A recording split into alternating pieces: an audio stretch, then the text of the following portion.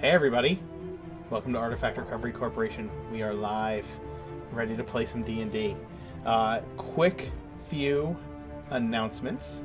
On the weekend of the 28th, we will be doing a charity stream. Thank you for resubscribing, Matt. You are amazing. Or is he? The Nat 30s just resubscribed.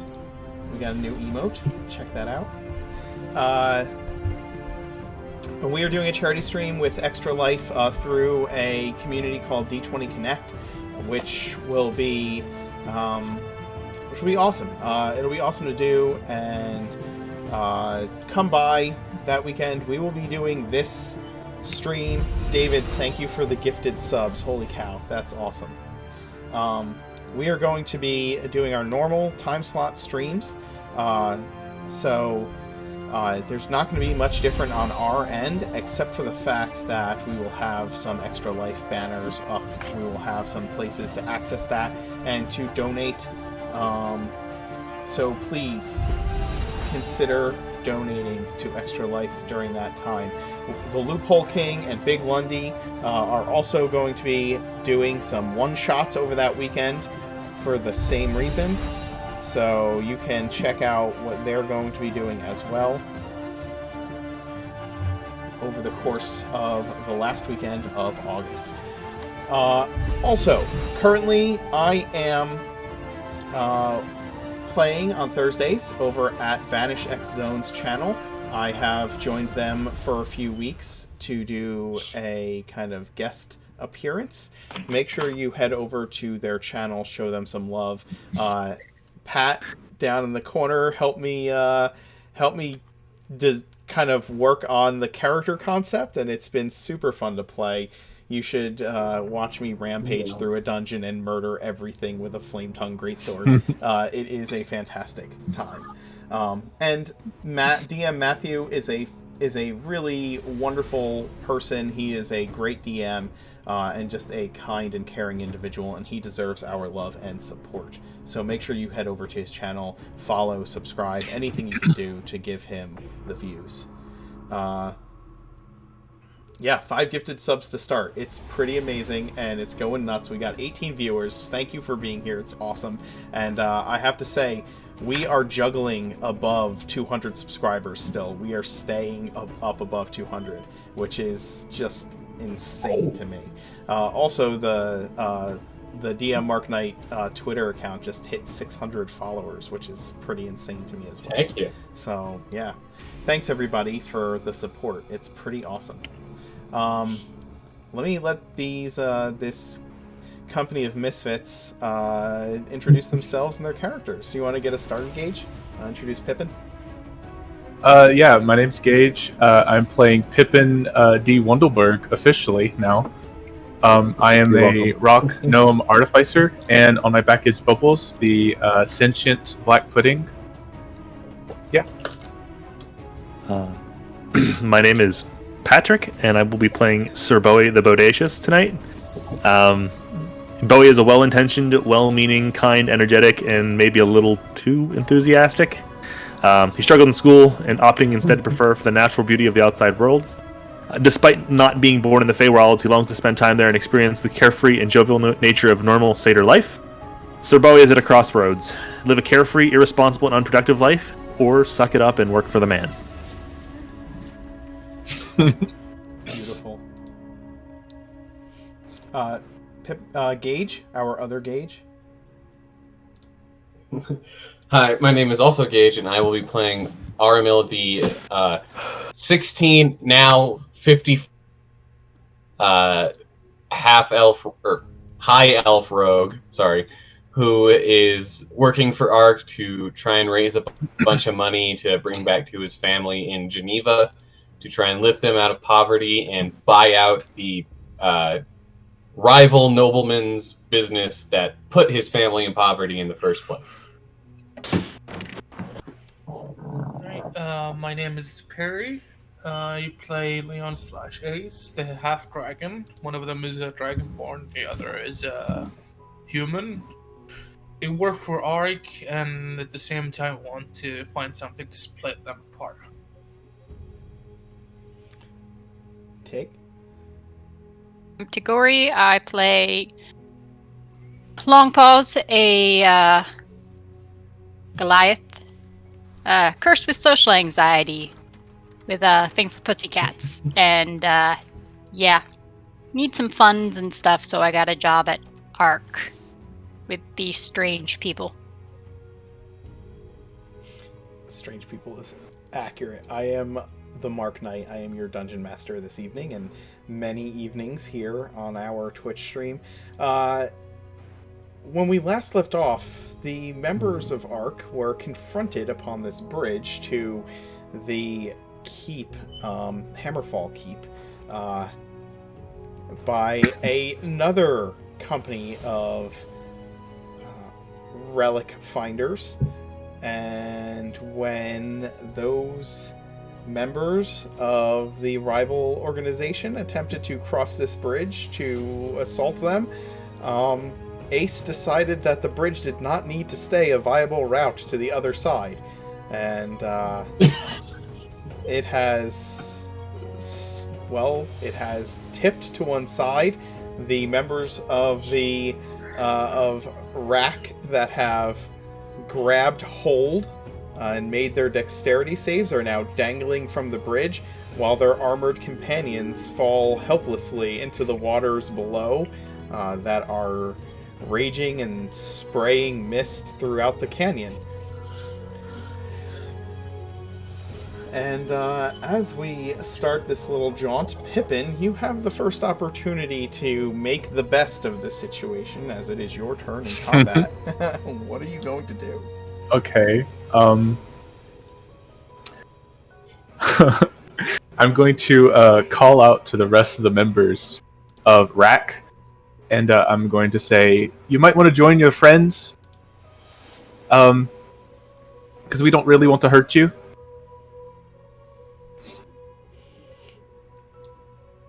You want us to fall? Well, it's only water down there. Wouldn't hurt you that bad. What do you do? Are you just talking to them with your action, Pippin, or would you like to make a persuasion roll? What are you doing? Hold on. Oh, I can't do that anyway. Okay, so yeah, I want to try to persuade them to jump into the water with their buddies. Full Team Rocket blasting off again. So we can pass through without there being a kerfuffle. Yeah, go ahead and make a persuasion roll. See if you roll high enough to beat this. They look down at the raging waters below, and they're now armored companions who are like struggling to stay head up in this river, and they like the thief that's in the front holding on to this bridge just profusely starts shaking his head. No, there's no way he's doing that. Okay, well, in that case, I think Pippin's going to be a little bit too scared to go on this bridge that's like now swinging widely. So I'm just going to move a little bit closer to the edge, and then yeah, they're out of range for anything else I can do. So that's my turn. Okay.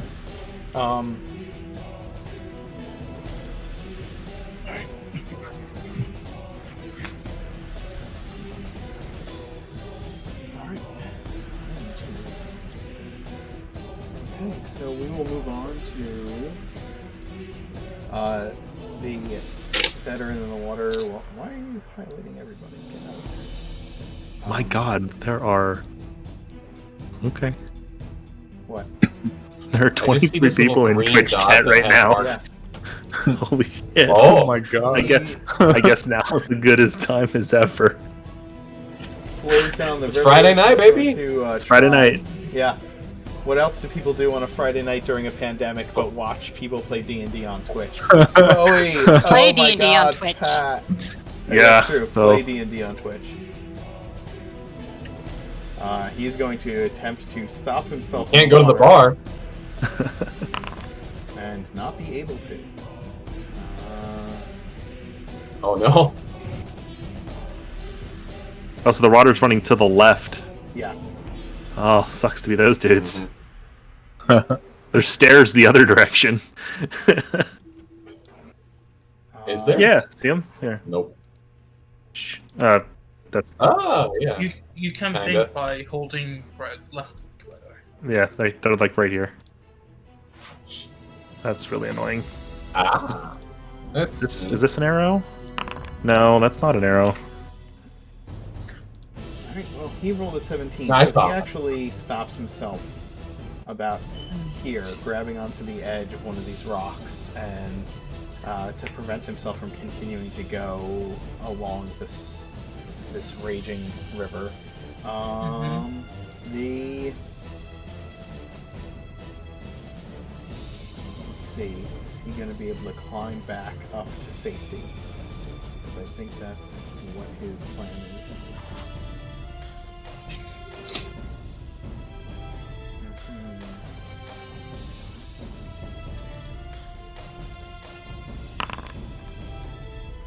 So he makes a roll of a 17, so he's able to actually get himself back to the other side. Why are you... There you go. Onto safe land. Wait, Mark. Yes. Sorry to interrupt, but I'm looking at the initiative list, Okay. and I don't think everyone's here. Who is missing? Pippin, Ace. I'm here. I'm in the list. Sir. Oh, you're right. Not everybody. Aramil's not on here, and neither is Longpaws. Okay. Where did they go? I don't know. I can't even see the initiative list. So It's under the fist up at the top. If you click the little fist, it will take you to the initiative order. Oh. fist. A fist! Yeah, I'm most definitely not in the initiative. Okay, I will add you to the initiative order, and then if you remember what your initiative is, go ahead and add it. If not, just hit the little d20 next to your name, and it will roll your initiative for you. I recall it was pitiful, but other than that... 24. Okay, Aramil, I'll let you go right now to make up for missing Okay. your turn. Alright, so I'll look over to Pippin as he shouts at the guys and goes, cut the bridge! Cut the bridge! And then I look to Bowie, and I'm just going to pull out one of my real daggers and just hold my action for if one of those two gives the go-ahead to, like, chop the other side, or the other rope of the bridge. And I'm just going to hold the dagger at the ready. I don't which- really want to pay for it later. Yeah, Pippin's gonna look at you like you're crazy. Which side was it that got chopped anyway? Right, It is left? this side. I'll mark it to show that. There. Okay. Is that the same side that the other guy chopped on the opposite side? Yes, I believe that is what a specific, or Leon specifically decided to do. Yes, that's what I did. Okay. Okay. And then I'll just move up to... Oops, sorry. I'll move up to kind of hold the line with Bowie there. With Cool. a dagger in hand, and I'm just going to hold an attack in case they get within 60 feet Okay, sounds good. somehow. Sounds fantastic. As you do that, that will... long pause. You also should have had a action prior to all of this. Pretty sure it used to be like 11 or something, so Okay, whatever. I can update it to 11. because I remember it was really pitiful considering how high of an initiative bonus I had. Sure. Yeah, I think so. Yeah. Okay. So there's 2 in the water. Yes. There's 3 outside of the water. is only one of them still like hanging onto the bridge? Actually, the druid is hanging onto the bridge here. Well, he looks... I described them to you last time, so you know he's a druid. And the thief is actually back up here, having climbed off the bridge. So, Okay. Yep. So it just... that's what you got going on. Well, I can easily shoot at them. I'm just not sure if I'm supposed to be shooting at them. You can still communicate with your companions at least quickly during your... Yeah. So, shoot at the bad guys? Yes? No? I mean, they're from another corporation. Do we want to kill them and deal with their bosses? Okay, they seem kind of indecisive. I'm going to go up to the grab onto the rope here on this side, the part that's still up, and I'm going to try to shake it like you do when you're playing Snake with the jump rope.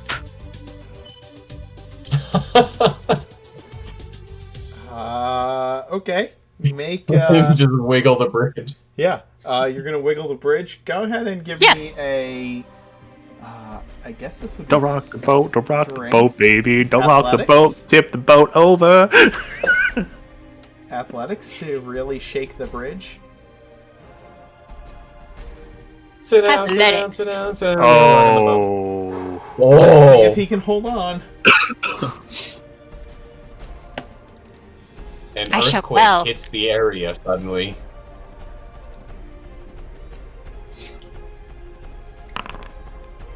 He does not. Oh. And it's gonna. This creature is gonna fall and hit the rocks below the bridge there. Ooh. Because I think You he's- see Nala win. Oh. Long Paws is going to win. She wasn't quite expecting that tap. Yeah, well, let's see. I guess a 19 is enough to hold on enough to kind of direct themselves. So maybe they hit here. Less And, rocks? They hit a few rocks on the way over. Yeah, I think they're gonna. I don't think they're gonna fall all the way into the water. I think they're gonna fall onto this ledge right here. So I'm gonna do just a, I think 10 feet of fall damage, so 1d6.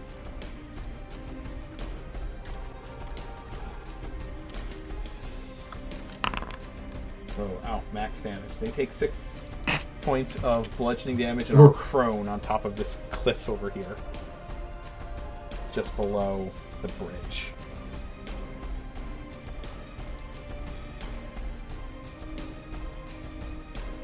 Leon, it is your action. Right. Leon is not wearing a mask right now, and he's wearing makeup. But has a lot of bad makeup. Yes. Yeah. But nobody noticed that, so it was great. Yeah. I'm gonna sneak up behind Bowie and say, can you lean down a bit? Okay. I'll give him a little bit of a duck so we can shoot over my shoulder. I'm gonna stand on his shoulder, and he's gonna try to scream intimidating, like, all of his heart, like a child. But suddenly, some flames come from his mouth. Dragon breath intimidation. Can I do that? No. But in the air, not on the bridge. You're going to use your Or on Bowie. dragon's breath to intimidate? Yeah. Yes. You fire your dragon's breath straight up into the air out of your human mouth. And give me an intimidation roll with advantage. Ooh. Oh. That's Advantage good. is good. Advantage is good. See the two figures at the opposite end of the bridge, like, gap wide-eyed at your sudden display of indigestion, and they take a couple of steps back in surprise. Okay. I'm gonna stand on Bowie and hands up, surprised that I breathed fire even. What do you say to them after that, or do you just do that and stare? I'm just gonna stare, yeah. Because I'm amazed and they're amazed. Like, Leon doesn't know that he can do that. He just screamed out top of his lungs. Leon's just doing the whole.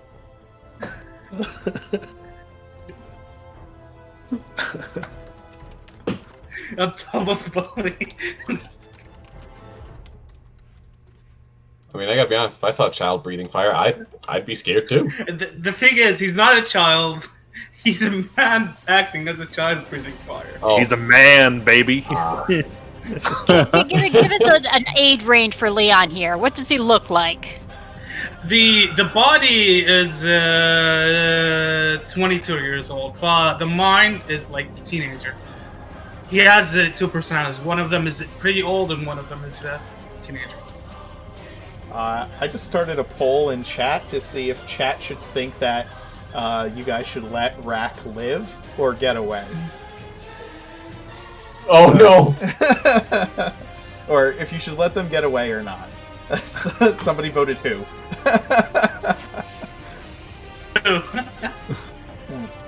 All right, that brings it over to So I'm We are- basically right here on his shoulders, I guess. yeah, yep.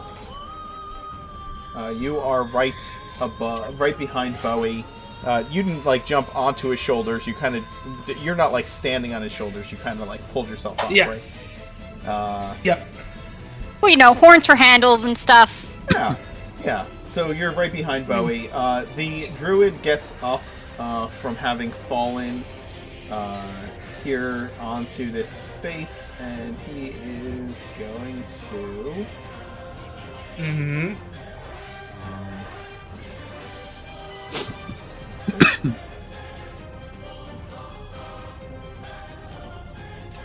He did not see your display from down there, so he is not going to be intimidated by the gout of flame that issued forth from your mouth. He is, however, going to. God, if I rolled without advantage, that's a nat one. He's going to use half his movement to get up. He's going to use the other half of his movement to move up onto this grassy platform here, where he can see everyone. And let's see if he has the range for this spell.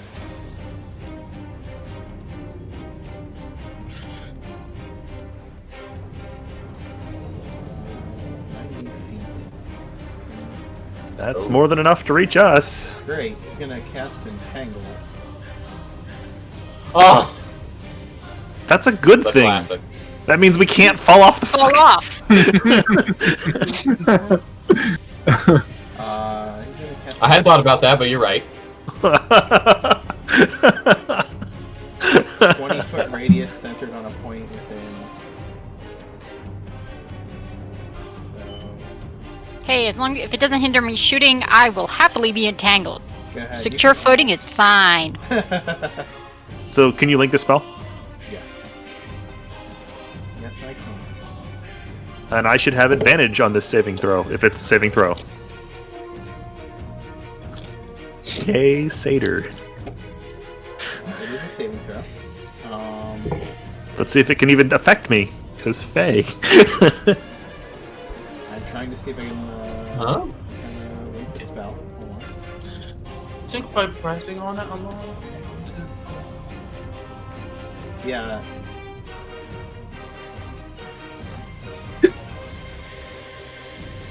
There we go.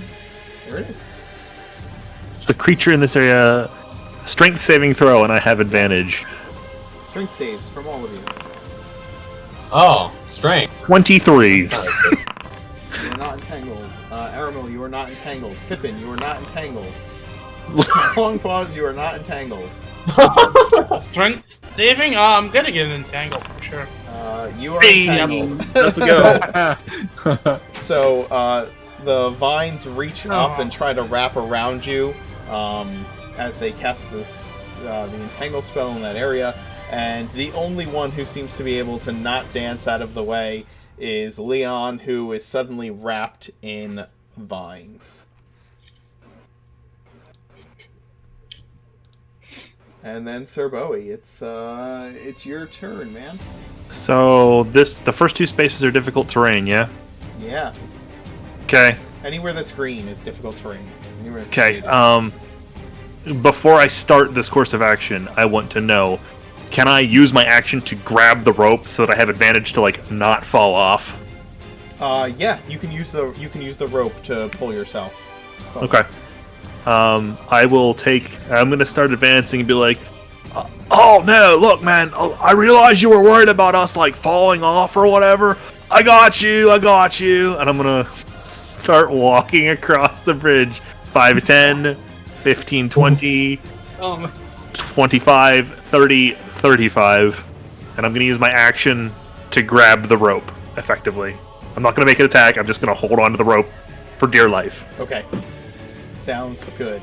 You're just doing like the overhead shimmy. Well, I figured I was going to, like, basically loop my arm around the rope and then grab my own collar, effectively. Because I don't have a spear in the other hand, right? Like, you know what I mean? Like, so even if the bridge gives out on the one side, I just... Right. Well, isn't the bridge like sideways? Yeah, the bridge is like sideways, so you're actually... Well, not. Oh, I'm going Is across this the a two ropes. two-rope bridge? A four-rope bridge? It's a... Yeah. I see what you're saying. You're like Right. shimmying across the edge of the dangling bridge and using the arm rail rope as leverage. Understood. Yes, effectively, I'm gonna grab my collar and then let the rope pass between my arm and my body, effectively, Okay. so that even if I... Give me a climbing or an athletics roll with advantage because you're like tangling your arm around the rope and using Athletics. Yes, athletics. You're fine. Doesn't you- matter. 17. You move along the bridge, holding yourself up. As you do, you have your spear tucked under one arm, and you're using the other arm to just kind of keep yourself from falling as you position yourself. By the way, the poll ended with you guys should not kill the members of RAC. Leon agrees. That's Should not surprising. kill all or any. It said that you should let them get away, but it's really your choice. I just wanted to see what chat had to say about it. I don't think they're murder worthy yet. They may not be. I'm the enforcer of Twitch chat's will. Excuse me? Excuse me? Okay, Who's Baron. the enforcer? You're the avatar of Twitch chat. No, you're the avatar of Twitch chat. There's a difference.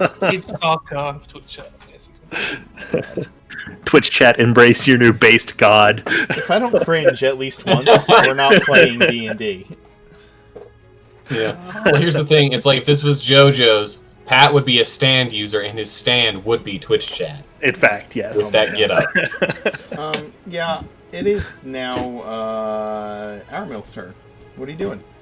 What's your action set? And that is a great question, boss. Oh no. So we got Druid Man. He's like chilling on a rock.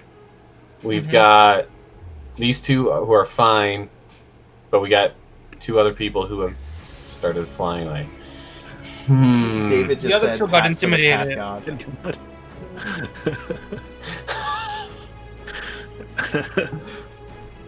Well, this has been Artifact Recovery Corporation. Look, Thanks for kids, joining the us. first one is free. So what's going on? Aaron? What are you doing? Oh. I really don't trust myself to make it across that bridge, so I'm gonna take my dagger, my real metal dagger, and I'm just gonna try and cut Ace out of the entangle. You watch Ace He's trying gonna to kick off the vines and everything. Sure. Yeah, I'm you just gonna, wanna, go ahead. I mean, he's Leon, no problem. and make an athletics check to pull him out. Okay. Yeah, make a strength. Strength check. Strength check to rip him out of the vines. Okay. Oh, that rolled in D20. I'm just gonna roll athletics because it's the same either way. Yep. All right. So you start ripping the vines off, and you free Leon from being wrapped by vines. Oh god. And Thank you. He's gonna say. Bonus I can't actions. really get super far without. I do have a bonus action. I can bonus action dash, but I don't know what I can do with it. Part of me wants to try something, but I know it's really, really stupid, so I'm not going to do it. I'm just going to, go right here on the very, edge of where the bridge starts to, tip off into the river, and I'm just going to hang out there. I don't really have anything I can do. Everything's out of range. Okay.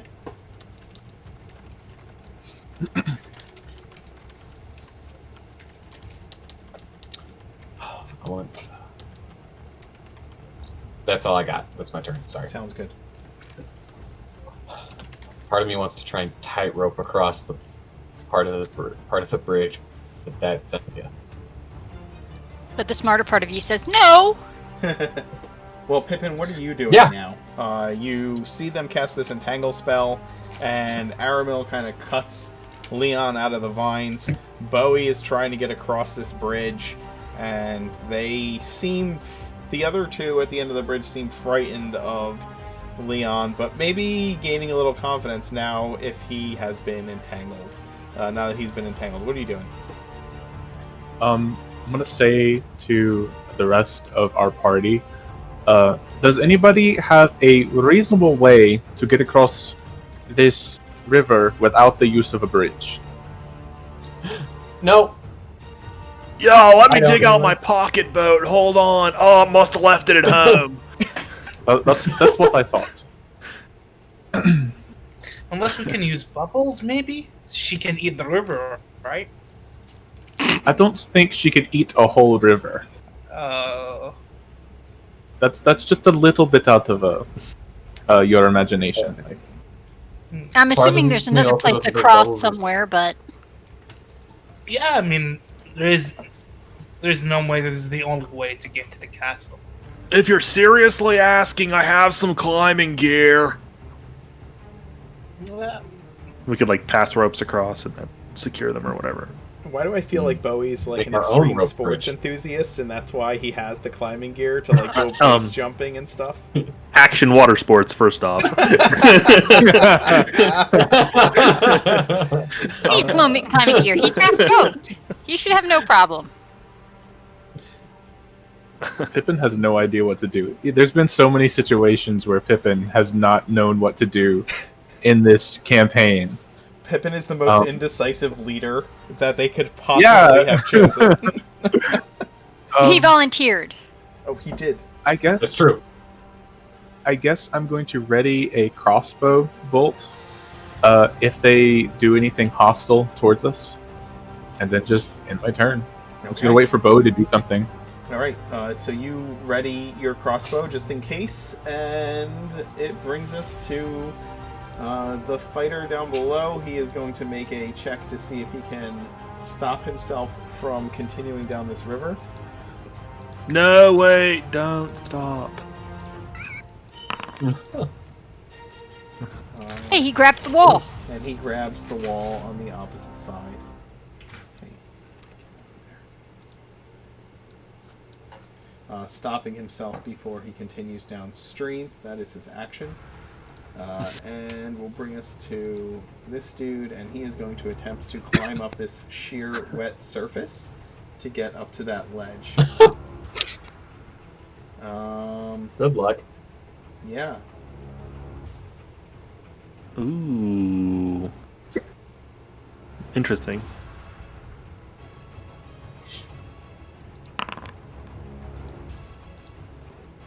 Well, he does it.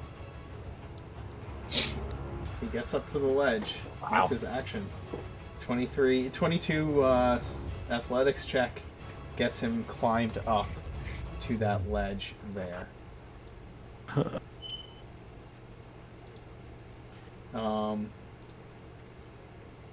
The spellcaster here, intimidated by Leon's display of draconic power, is going to kind of look down to the guy climbing and call down, "Maybe we should go."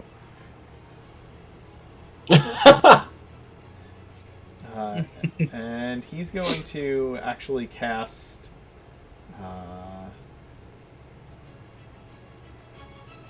he's gonna let's see, does that have the range? I don't think that does. That doesn't have the range. Okay.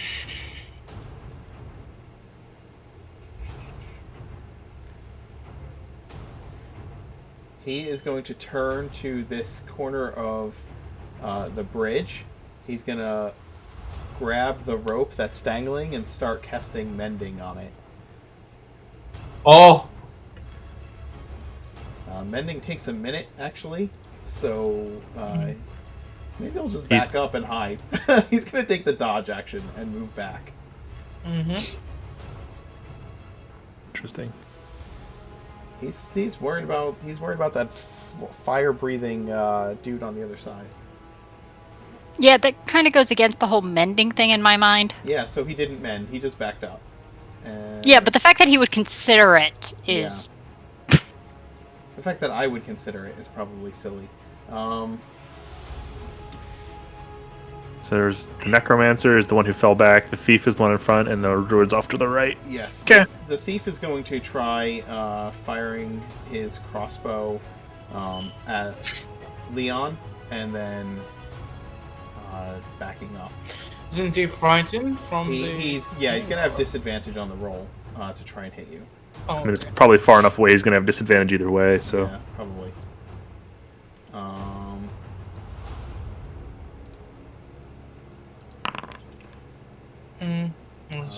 oh, that is with disadvantage. Holy shit! 18.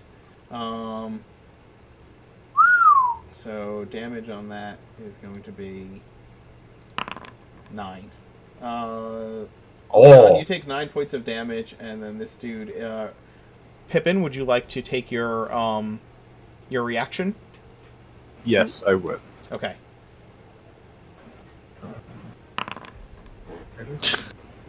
Oh. All right, and he is also going to back away. Kind of give you guys a wide berth. Things are not going well for them. Somebody's breathing fire. Long pause? If they shot at us, I'm shooting at him. Go for it. Yeah, you're probably actually in range. I'm in normal range. My disadvantage range is insane. What's normal range on a longbow again? 150. 120. Is it 100? I thought it's 120. You're within 5 feet. Is it? Oh shit. 150 No, is the normal. 150. 600 is the disadvantage. Yes. It Oh is. Jesus. Whoa, Go ahead. Make your attack at I normal did. range. You did. 25. That's gonna hit. That's absolutely 11. gonna hit for 11 damage. Well, I don't think I get the sneak attack. Or Oh, is Yeah, that with sneak? just You're 6. right. It's just 6. Okay. You hit the thief with your longbow strike, and he cries out a curse in Elvish. And I'm going to yell, "You shoot at us, I shoot at you!"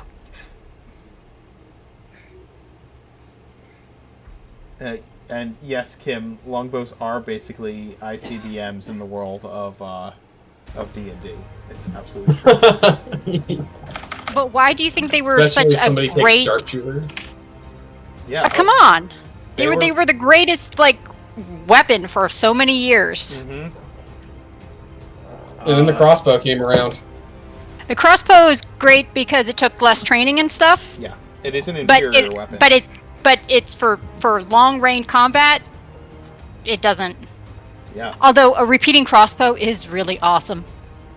I saw one at a Ren Fair once. It was just cool. Poison those darts and let her rip. Ew, that's awful. Leon, it's your action. After getting hit, Leon is just... How can I put this into words? Irritated? Yeah, basically. And he is just... He's just gonna make a firebolt and shoot at the thief, because he's the one who shot him. Sure. What's the range on a firebolt? 120, and he is exactly at 120. Yes, he is. Ooh.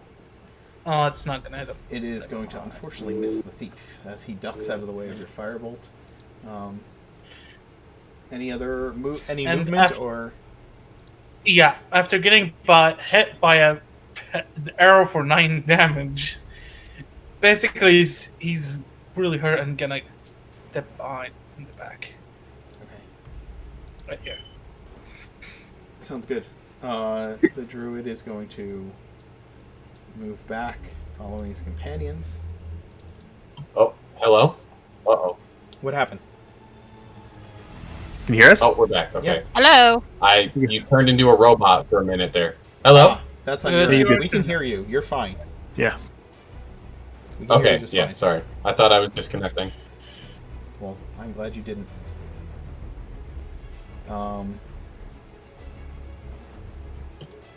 Yeah, I think he's actually going to do the Druid. opposite of what his companion tried to do. He was here, right? So let me measure. Yeah.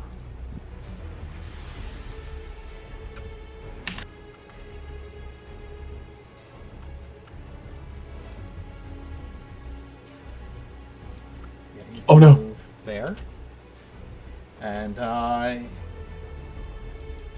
he's gonna. What's he got on him? Druids can't have metal weapons, so he's got a bow at best. Yeah. Bone knife. Could you have a bone knife? Druids can't have metal weapons, so he's. I said bone. He could have Bone.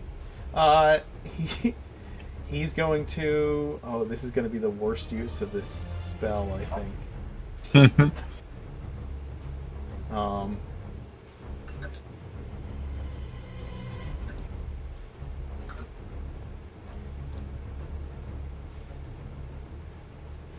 Let me see. Reading spells. Is it a valid target? Is an object a valid target for the spell, basically? Yes, that is what I am checking. For most spells, it's not.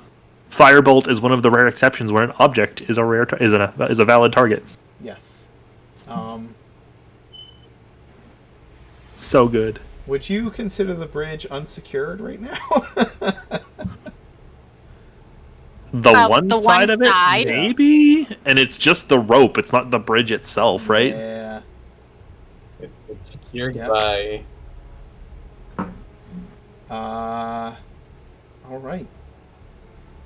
Damn. Fine. There's not much he can do, so he's gonna back up all the way. Oh, jeez. Yeah. Sir Bowie. Oh, I'm back. I'm gonna take my movement action to move 70 feet. 5, 10, 15, 20, 25, 30, 35, 40, 45, 50, 55, 60, 65, 70. I'm across the bridge, guys! You are. Did you, You're gonna have to make an athletics check to make sure you can continue to scurry across this edge of this bridge, please. Okay. As you move. Athletics. Yeah, athletics. 12. Actually, it's a 14. You're still using the rope to hold yourself in place. Okay. Right? That's, yeah. So, yeah, you stay on there and you get yourself across. Yep. And you're on the other side. Ugh. They're like trying, that. they're trying to leave. Aramil? How, this is what, a 30-foot gap? Across? I know, up. The ravine is 30 feet deep, yes.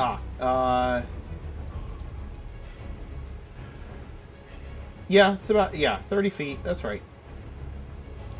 It's 30 foot deep into Well, the I think surface of the I'll- water. I think I'll just assist one of their friends in expediting their exit. So 1, 2, 3, 4, 5, 6. Entangled. Bonus action to dash. The So entangled 5, is 10, dropped because nobody's 20, entangled in it anymore. 25. Oh, really? Yeah. Okay, that actually changes things. 10, 15, 20, 25, 30. So is this guy here, is he like You are off the fingers edge of on cliff, the by edge? way. Oh, am I? No, Okay, he's on the never edge of the cliff. He's up on there. But yeah, you're off the edge of the cliff. That's the cliff edge, right? mind. Okay. You see what I'm saying? Oh, okay. Yeah. Yeah. Alright. So 5, 10, 15, 20, 25, 30, 35, 40, 45, 50, 55, 60, I guess. Yep. So this guy's like climbing up the wet walls and stuff. Yes. Okay. Can I see him from this angle? Yes, you can. He's directly below you, kind of standing on the very edge of the cliff there. Okay. My original plan is I was just gonna long live the king him I was just gonna Lion King him off the edge, but instead, Can't say Disney names. oh my bad. You want us to get sued? Oh, this will still work. I don't think Disney's gonna sue you. Shh.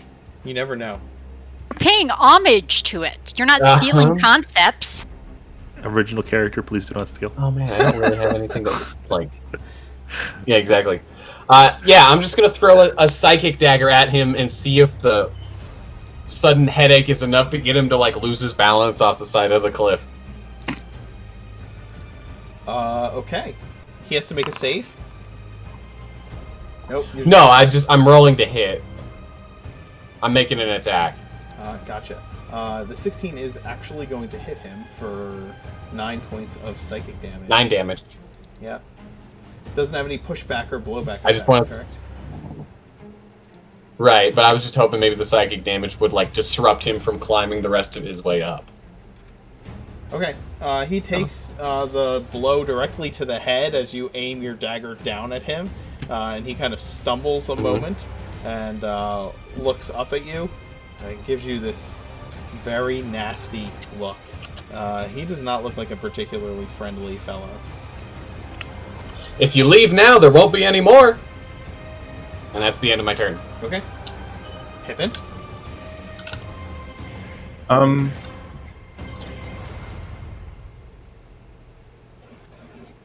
Seeing that Bowie's across the bridge, I'm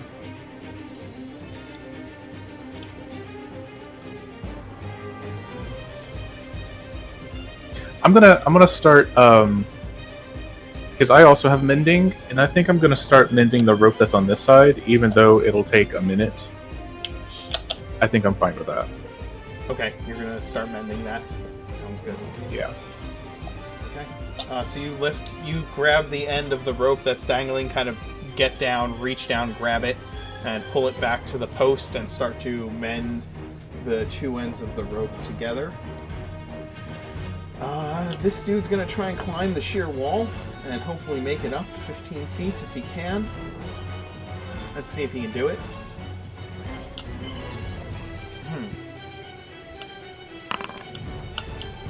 He starts to climb. Really too far. Okay.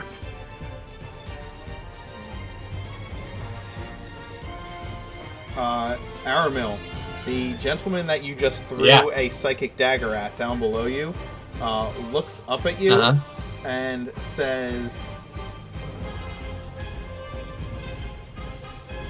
"Jump." He's casting command. Yes. Okay. Give me a wisdom saving throw. Does this count as a charm for the purposes of being an elf? It does not call itself a charm spell. No. Okay.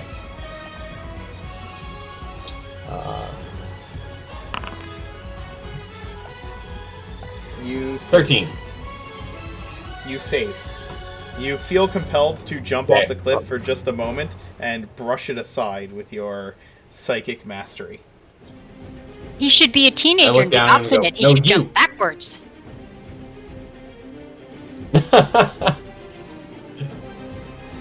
Bowie, I'm not a teenager anymore. Spellcaster seeming quite frightened of your presence coming across the bridge, considering you're covered in armor.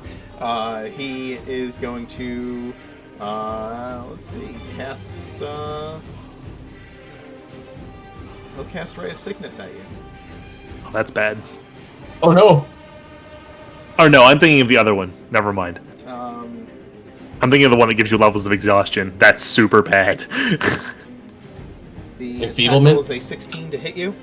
Even without my shield, that does not make it. That does not find purchase. Yeah, his poison, his sickening greenish ray of energy just passes right by you as he fires it. Any response? Anything to you say? Anything? Hey, you keep that up, I'm gonna make you like your buds. Um. He's a necromancer. Nothing. I'm apparently totally missing something. The thief tries to shoot his crossbow at you and completely misses. The both of them are backing up. They're like retreating. It's kind of a tactical retreat as they are trying to keep you from getting to them, firing their whatever ranged abilities they have at you and continuing to back up. So in spite of the fact that this map doesn't go that far, they move 30 feet back away from you, Bowie. Okay. Long calls? Well, they're still well within my range, but yeah. So anyway, just a matter of choosing who to shoot at. I don't know. Hold on. Go ahead. Choose who you shoot at.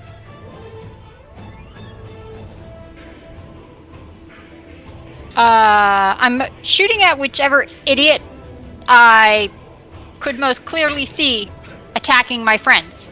Well, you saw they are out of your short range now, but the two No, across they're the not. bridge, It's 150. Well, it's 150. they're like I said, they backed up another 30 feet. The map's just not So big from enough. here, What? But they were already right at the edge. No, they Because were they're they were closer than that. They're here it now. would be at minimum 155. Yeah, they're just outside. well. If I can nudge forward a slightly closer to get them That's in true. range, I'll do that. You can. I think you can. Yeah, You you can got. go. You can move as far as there. And still be up. Yeah, and still be up. You're like on the edge, but you're up. Shooting at one of the idiots. Which one? The spellcaster or the one using the crossbow? Well, the one that shot the crossbow apparently didn't get the message last time, so he might be too dumb. So let's try the other one. Harsh.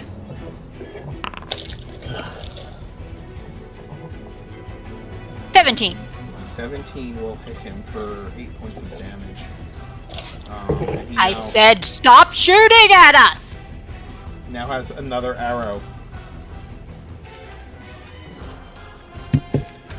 sticking out of his person as you fire upon him. Leon? What is this guy doing here right now? Is he mad? What is he doing? Yeah, he just tried to command Ace to, like, just jump. Gauge or Caramel, yeah. Aramil to jump. You heard magic ring from the word, so he's not being friendly. That's for sure. Probably move First, away from before- the edge too. Yeah. Okay. I'm going to cast. Let me see. Please. Just give me a moment, sorry. It's been a while since I played this. Do sorcerers get command? Just clerics and paladins, I think. Yeah. I'm going to cast Blast at second level. So all of my allies except me get 1d4 plus. What's the range on it? Because it might. Oh, you're not there. Okay. Yeah. Yeah, it's 30 feet. Yeah. It's, Yeah. So it's you'd have to. You could center yourself to get everybody, but Oh. because you can't reach Aramil at this point. Yeah, and Leon is not good with heights. Let's be real. He's not good with strength either. So he's just going to bless.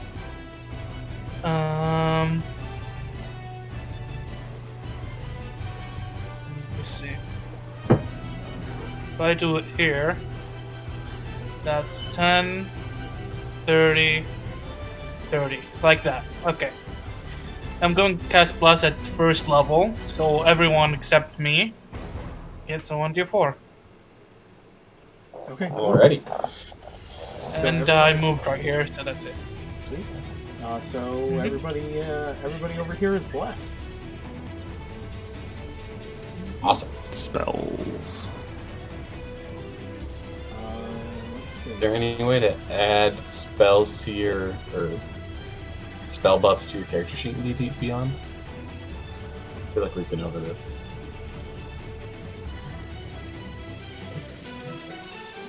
Druid's gonna come here and cast Thunderwave, Bowie. I get an attack of opportunity. No. When he moves, She approach. Yes. As soon as she steps in. Go ahead, make your attack of Oh, that's opportunity. right. You have Is Sentinel that now. Polar Master? No, Polearm Polearm Master. Oh my god. Go ahead. Wow. That is 16 for 11 points of bludgeoning damage. That's gonna hit. They are still standing, pain, but the they suffering. are very bloodied now. And they are going to I'm gonna yell, stop!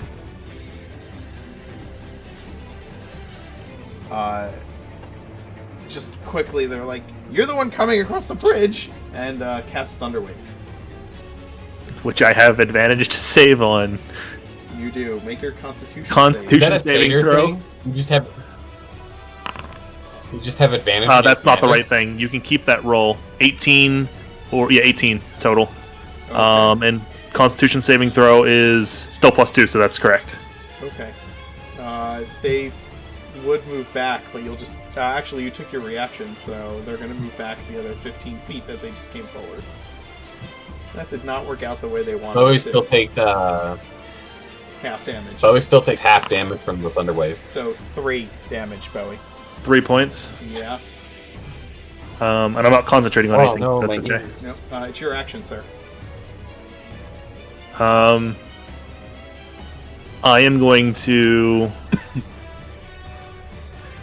Ooh, this is tempting. Oh, I'm an asshole. I am Don't going do to it. take a 5. I'm going to get on this side of the druid. How do I move? I want to pick my token up. Yeah. There you go. I'm going to get on this side of the druid. I'm going to bonus action cast Wrathful Smite. And I'm going to try to just... let me read Wrathful Smite again. Well, next time you hit a creature with a melee weapon attack, well, my horns are a melee weapon attack. We'll see here. Oh my god. I'm gonna just Wrathful Smite, and I'm gonna give this druid the gnarliest headbutt of her fucking life. Oh my god. Oh my god. Does an 18 hit? Yeah, it hits. And 1d6. She takes 11 points of bludgeoning damage and needs to make a wisdom saving throw or be afraid of me. She doesn't have to make the wisdom saving throw. She's unconscious. I would just like to knock her unconscious. I don't want her dead, just unconscious. I That was assume what the headbutt was for. you run around the other side and you smite headbutt her.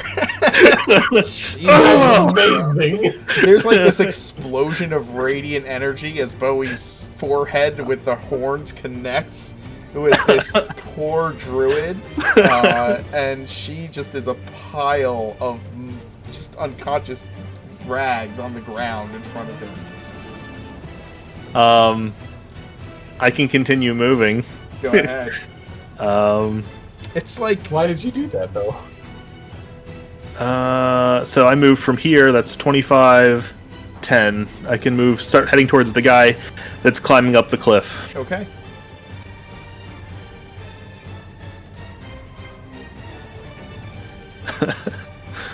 I Are we was taking planning on just, hostages now? I was planning on just keeping her between the two of us.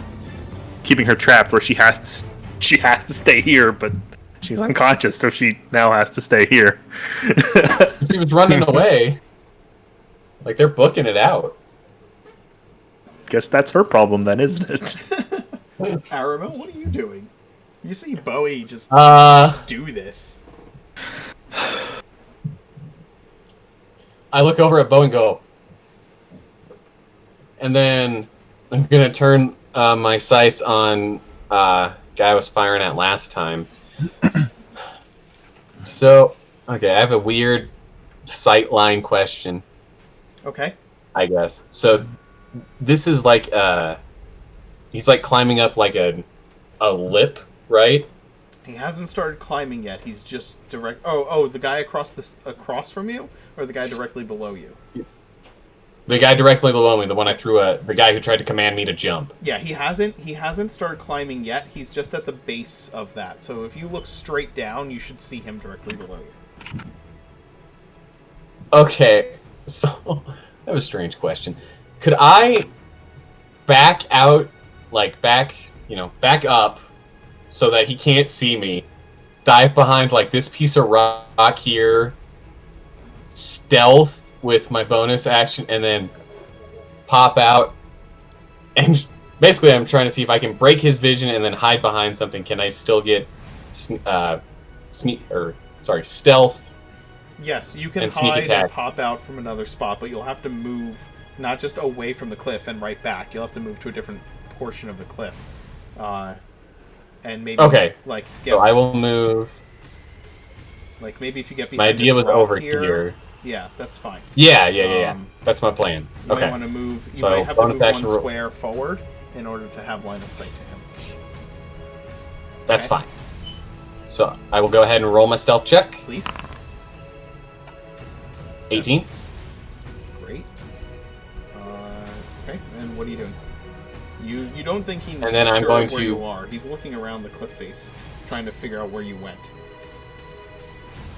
And then I'm gonna pop out and throw a psychic dagger at him. Go.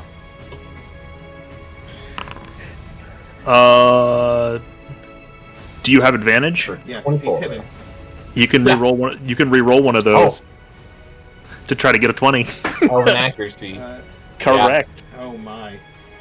So re-roll your 23 to make it. So, Just roll a d20 and see if you get a Yeah, 20. That's effectively the answer. There you go. Yeah. 22. So okay. But your damage was. I'll go with the 15. original damage of 15. Yeah. Yep. All right. Okay. He takes. And then I will the- use the rest of my movement. Oh, sorry. No, go ahead. Use the rest of your movement. And then I will use the rest. Yep, and back out. And that's my turn. Cool. Yeah, Elven accuracy, putting in work. That's crazy. Pippin, what are you doing? Well, I was mending this the bridge, but after Leon had blessed me, I figured Pippin wouldn't want to waste that, so he's going to. I can move.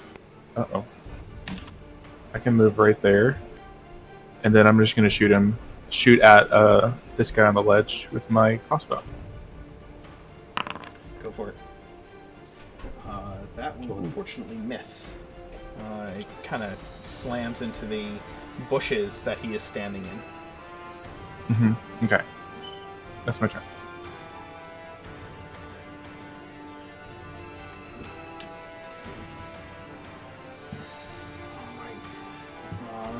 The soldier on the opposite side of the water is going to attempt to continue to climb up the sheer, wet cliff face. Let's give him an athletics roll to see if he can continue. And no, he cannot. He is going to lose his grip and slide back into the water. No. Ah! He slips straight back down. Does he? I wouldn't be able to see, so it doesn't matter. He doesn't fall off. He just kind of slides down. Yeah, that's the better question. Okay. Yes. This guy is going to attempt to climb the rest of the way up this cliff face.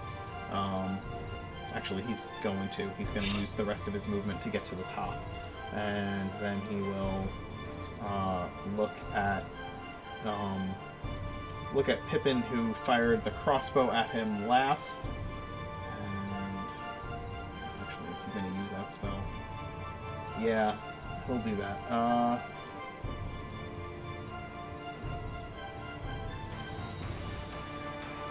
Actually, think he's going to do that. Let's see how far away everybody is from him.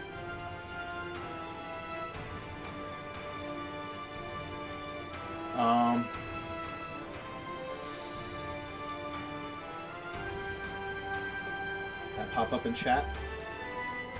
He's using his dreadful aspect. He exudes magical menace. Each enemy within 30 feet, so that's going to be Aramil and Ace are going to have to make wisdom saves. You guys get blessed, so you have a D4. Yep. Well, Ooh, I it's don't not gonna think matter. it's gonna help Aramel. It will not.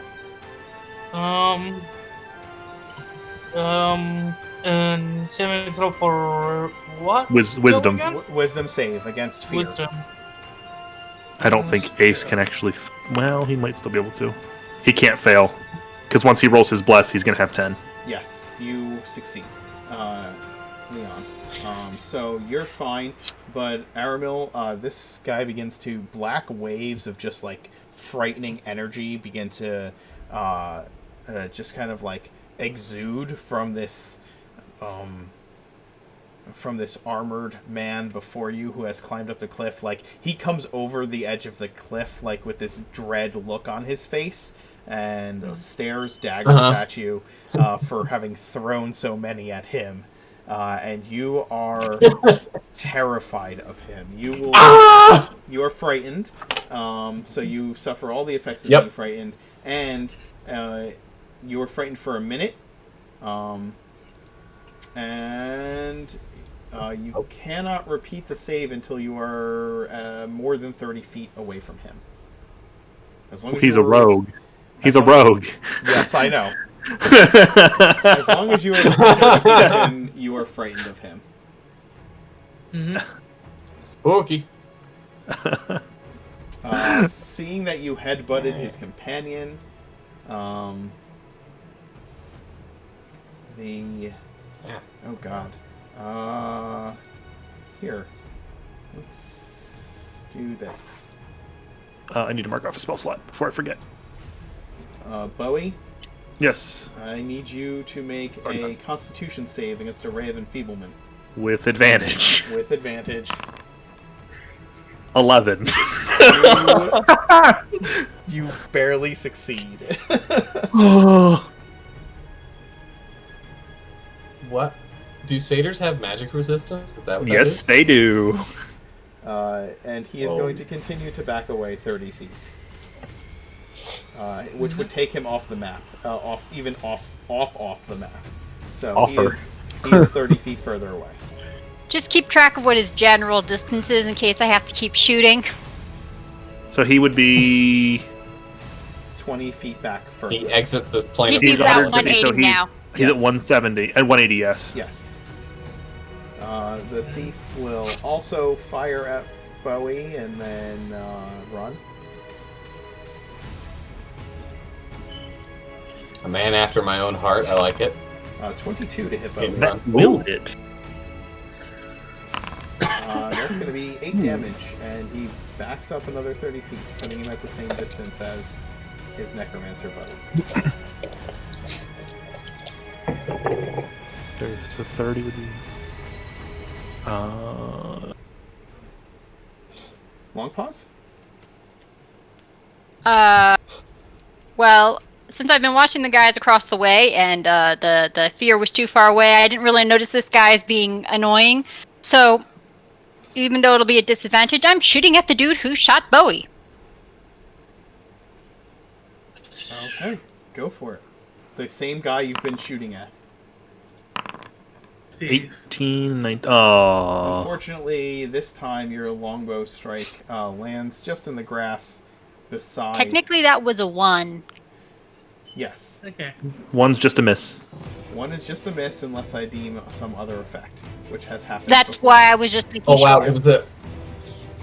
It was a one that you rolled max damage on. Yes, Oh. it was. Yes, isn't that awesome? Minimum attack roll, maximum damage. Story of my life. Actually, Longclaws, give me a D100 roll. Oh no! Mm,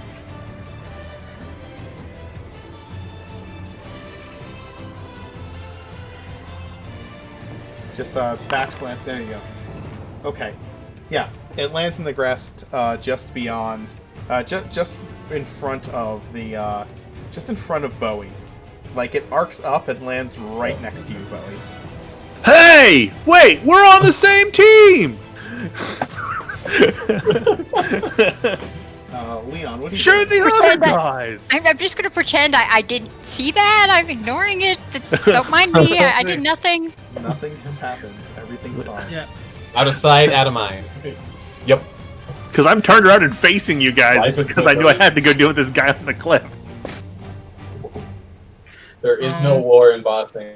Except What does this guy look like? Like, his armor, his demeanor, his everything. He is wearing heavy armor. He's carrying a. Let's see. He's wearing chainmail. And where's his weapon? Okay, he's carrying a glaive that he has pulled off of his back, and he looks menacing, and he has a holy symbol of Morgan on his chest, but he looks incredibly angry, malicious even. Yeah. And I see that everyone's basically fighting from him, right? I can see that. Oh, yeah, I you am can see screaming that my head Ariel off. is terrified of him. He's like slowly like backing up. Right.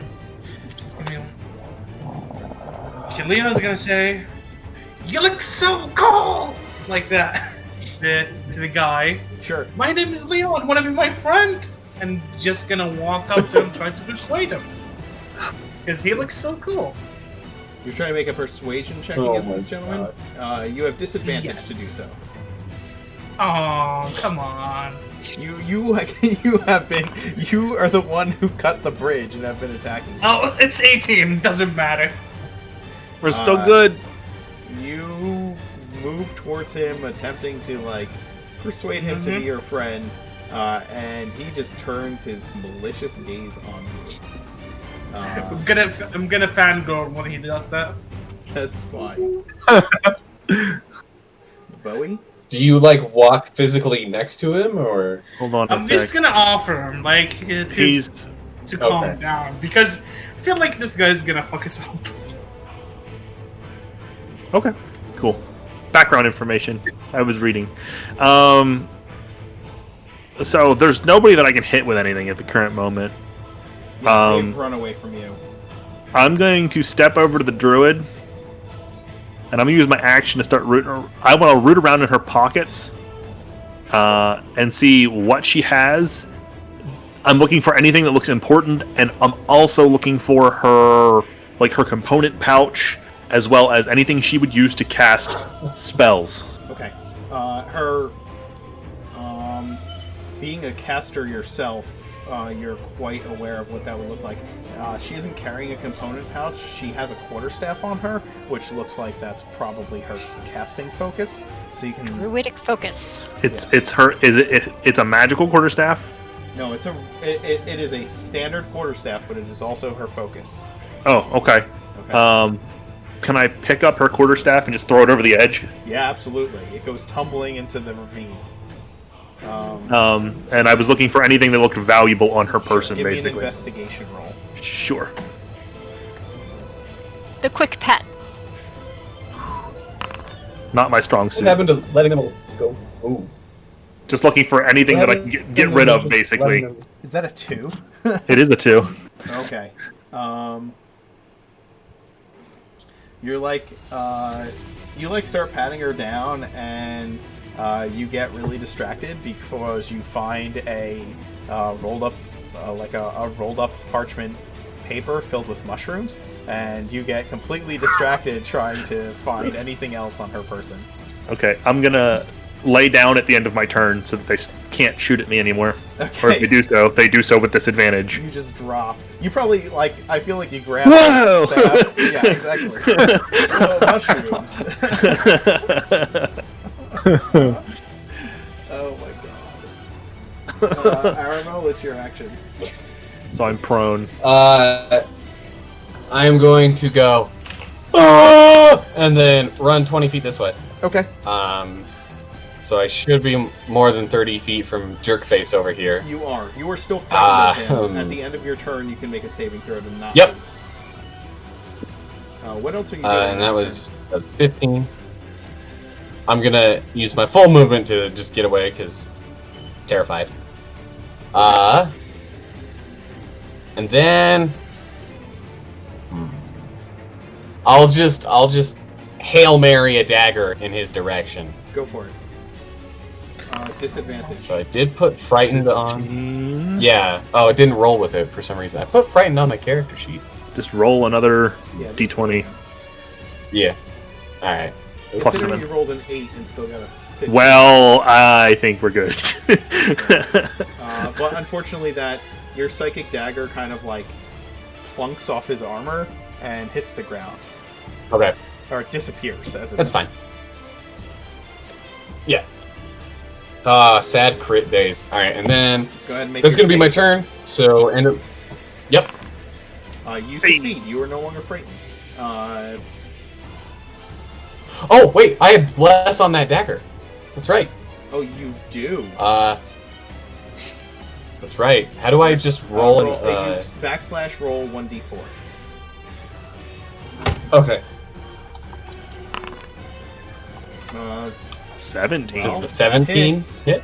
Ooh. Yeah, that goes from a miss to a Delayed For headache. 9. 9 damage. Yeah.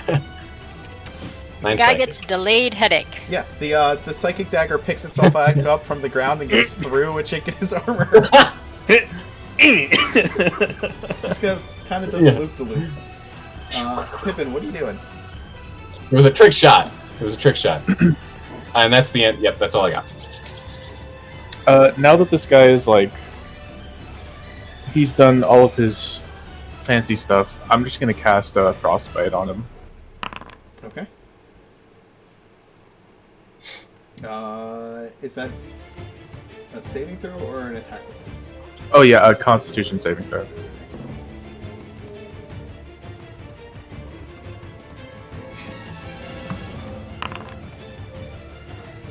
That's a 16. Oh. So he is going to save. Kind of waves his hand in front of What your the hell? magical power, and it dissipates. Love how Leon was like, "Hey, want to be our friend?" Psychic dagger, frostbite, Aw. incoming arrow. I would imagine. Why, it looks so cool. I mean, yeah. no, they're way too far away to even shoot you guys at this point. No, I was talking about long pause shooting this guy. This guy tries to climb back up. And he makes it, but that's his action. He has just been like sliding down and climbing back up. He is wasting his time trying to get up the side of this cliff. He's turning into Sisyphus. Mm-hmm. I'm glad somebody got that.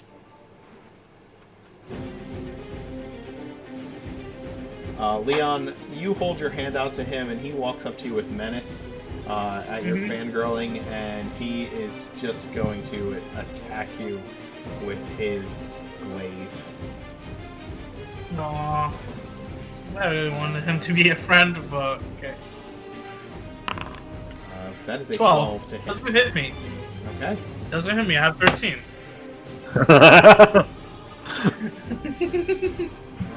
And well, he gets a second attack, so he's going to take the second attack of the blade. Come on. Oh, that's worse. That's Damn. a 10. That is completely bullcrap.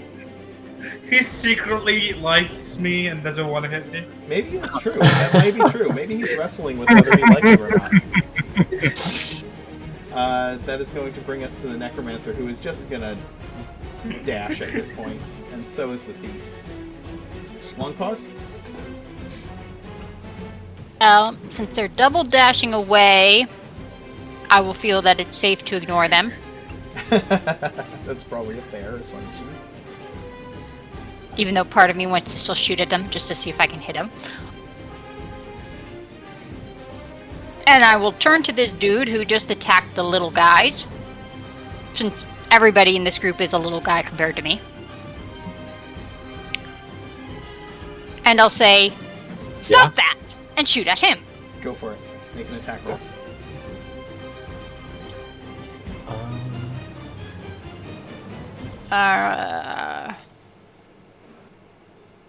There we go. Oh, that's a crit. That is a crit. Yep. And you get sneak. So your initial damage, it says it's 10, but it's actually going to be 12. So that's actually 10, 15, 22 points total of everything. Yep. No, it's going to be 24 points. It should be too higher. Its base damage is maxed, and then roll everything else. So it should be 1d8 maxed. So it should be too high. 24. So 24. You just hit him point blank in the chest for 24 damage. He is beyond bloodied, just staring down at this arrow that has pierced through his armor directly into the center of his chest, and is shocked by the accuracy of your done strike. now? Leon, what are you doing? Okay, now I'm doing it apart. You're so sad. This guy is like your hero. He's got the whole dark and Well, he's gloomy not thing. my hero. He's just cool. That's okay. That's all he cares about. But Just he's looks mysterious. Yeah, he's got this dark, gloomy, mysterious, tall, dark, and handsome look going on. And he looks so bloody, right? oh yeah, he is bleeding out the chest hole. And he tried to hit me twice. He did. With a big old glaive, too. He got right in your face. He didn't even step back. He could have attacked you from an extra 5 feet away, and he got right in your face and started shoving this thing towards you, and you duck and weaved. But what are you gonna do? Leon's just gonna grab his hand and cast Shocking Grasp. You have bless. Yeah, roll your bless. No, he doesn't. Oh, he doesn't. Everybody else but him does. Never mind. That's right. Wait, Okay. Correct. Yeah. So you attempt to shocking grasp him, grab out to his hand, and he just pulls his hand out of your way and looks a little creeped out that you tried to grab his hand. And he didn't get hurt, right? Yeah, Nope. he didn't get hit. Nope. You missed. And if can I disengage? You Or no. cannot. Yeah, that's I an cannot. action. Yeah, I used my action with that. Yeah. It's been a while. So if you move away, just he gonna gets an stand attack here then. opportunity. Okay. Yeah, I'm just gonna stand here. Sure. Wait. Sorry, it's not the end of my turn. I'm gonna use something. Give What are me you a doing? second. Do you have a bonus action? He might. He has a class ability I think he can use or something. Yeah, for I'm gonna evading. use 2 sorcery points. Okay. And so I have an extra action this time. I'm gonna use Shocking Grasp again. Okay. Go ahead. Make a second attack. Is it? Yeah. Is it still 2 to quicken a cantrip? Yeah, it's 2 for spell. For quickened. Cool. Yeah. Did it cast it? It did No. not. It did not. It Make sure casted it on Unfortunately, D&D Beyond. you're still going to miss with the second attempt. That's it He then. looks even more creeped out that you tried to grab his hand a second time. Bowen. So I've effectively disarmed this druid. You have. Weapon-wise and spell-wise. Okay.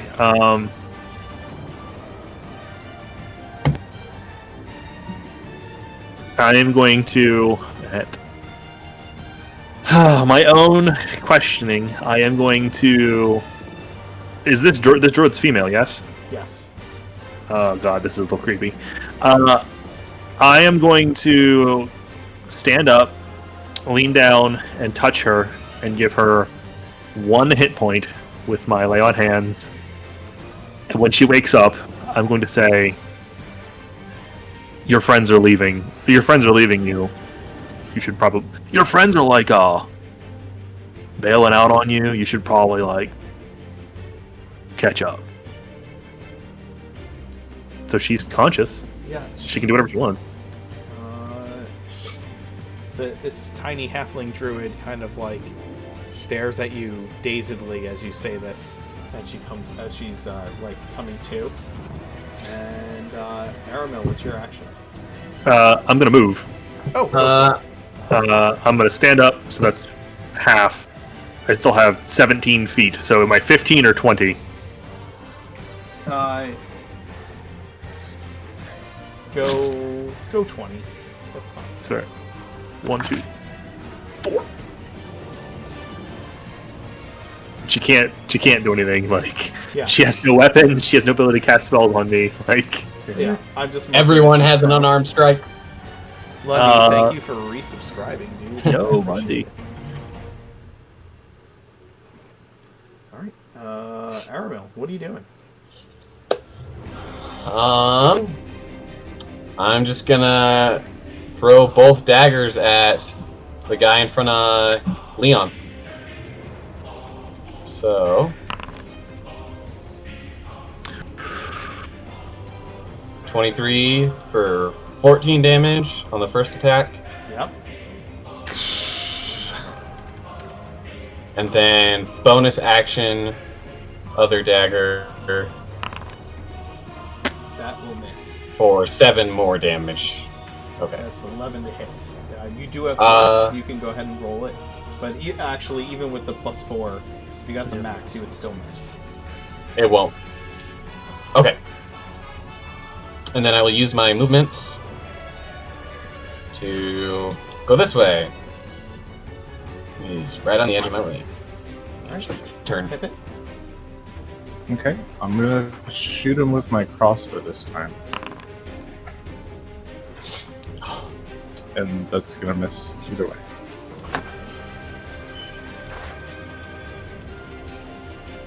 Yeah. And I got This nothing guy else. was clearly the party tank. That is another miss, unfortunately. He's just shrugging off the strikes, except for this arrow that's hanging out of his chest. And this guy's going to get to the top now. With the rest of his movement. Let me make an athletics check to make sure he gets there, but I'm pretty sure he will this time. He does. And he'll dash the rest of the way towards his companions. So holy shit. What? Okay, never mind. It's like he can move that far, 60 feet, without using his action. No, he's using his action. He's using his action. He's using his action to get the rest of the way.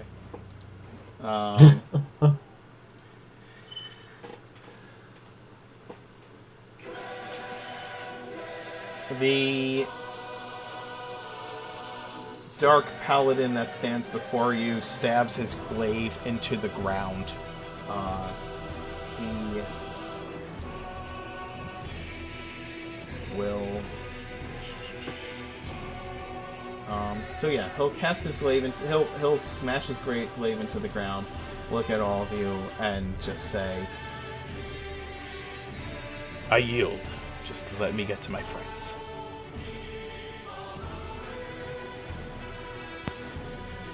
Okay. I'm okay with this.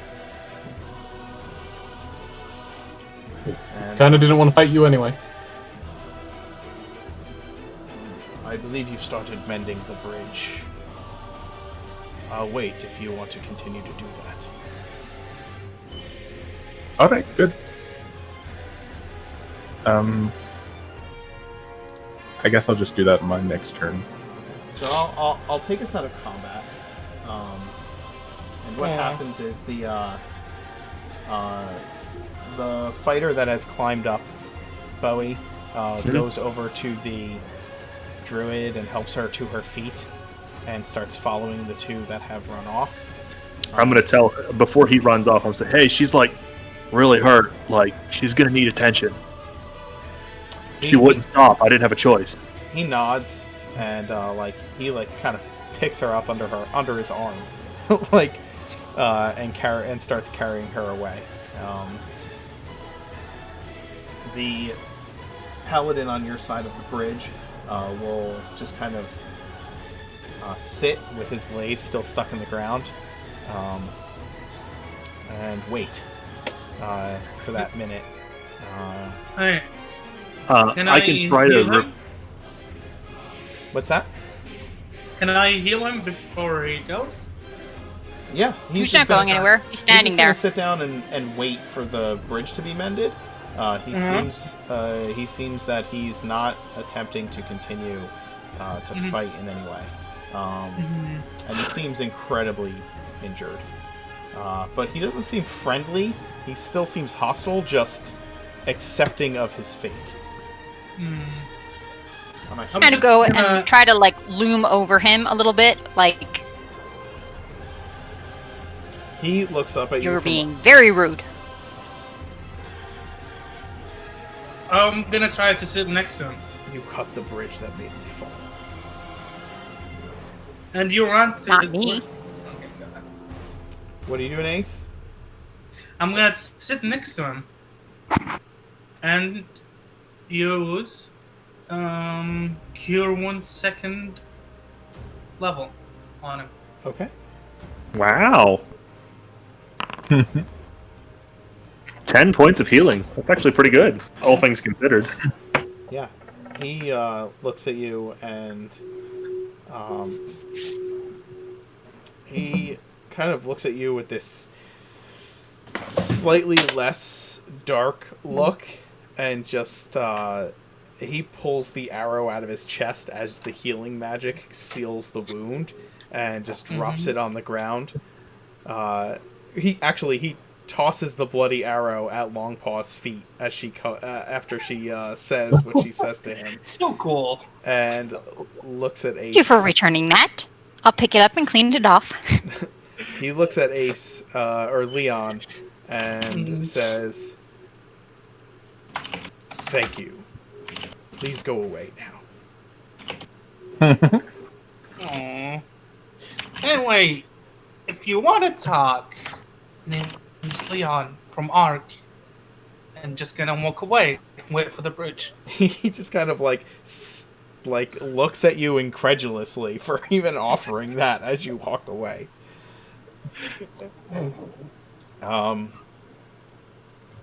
gonna stand there and keep watching him while they fix this bridge. Since I'm big and heavy, I want both sides fixed before I go across. I don't think I can fix the other side. Then I'll wait for the little one to go across and fix the other side too. Yeah, you'd need to like pull that part of the bridge up and tie it. You have rope, don't you? Me? Don't you have like infinite rope? I do have, I think, like 100 feet of rope, so I can try to fix it, but like... Oh, you just don't think you're smart enough to fix it. Well, no, like the rope that we have is not bridge-making rope. It's not right? bridge-making rope. That's right. correct. Like it's like I could scab it together, but that's not going to fix it. And like Sure. anybody, that would be obvious to anybody. Absolutely. I'll wait till Pippin or somebody gets over here, basically, and we can. Well, you can stand there and hold that end to make it easier for them to get across. I sure can. I will attempt to do so if that is allowed. Yes, you pick up the one rope to try and level the bridge off, and give me an athletics roll to hold the bridge steady once the mending is That done. works. Okay. 17. Okay. It is a 17. That's pretty good. So we're gonna take a quick break here as you guys get to the other side of the bridge and mend it, and the paladin will walk across whenever you allow him to do so. He is willing to cooperate with whatever decision you make to make him seem least threatening to you at this moment. And we will be right back. Cool. Awesome.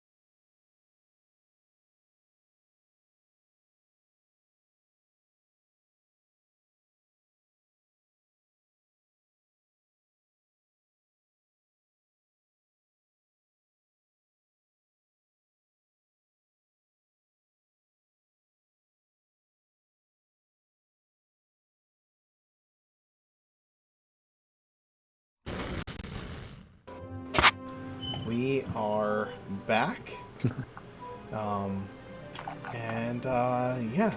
The members of RAC continue to leave the site of the bridge.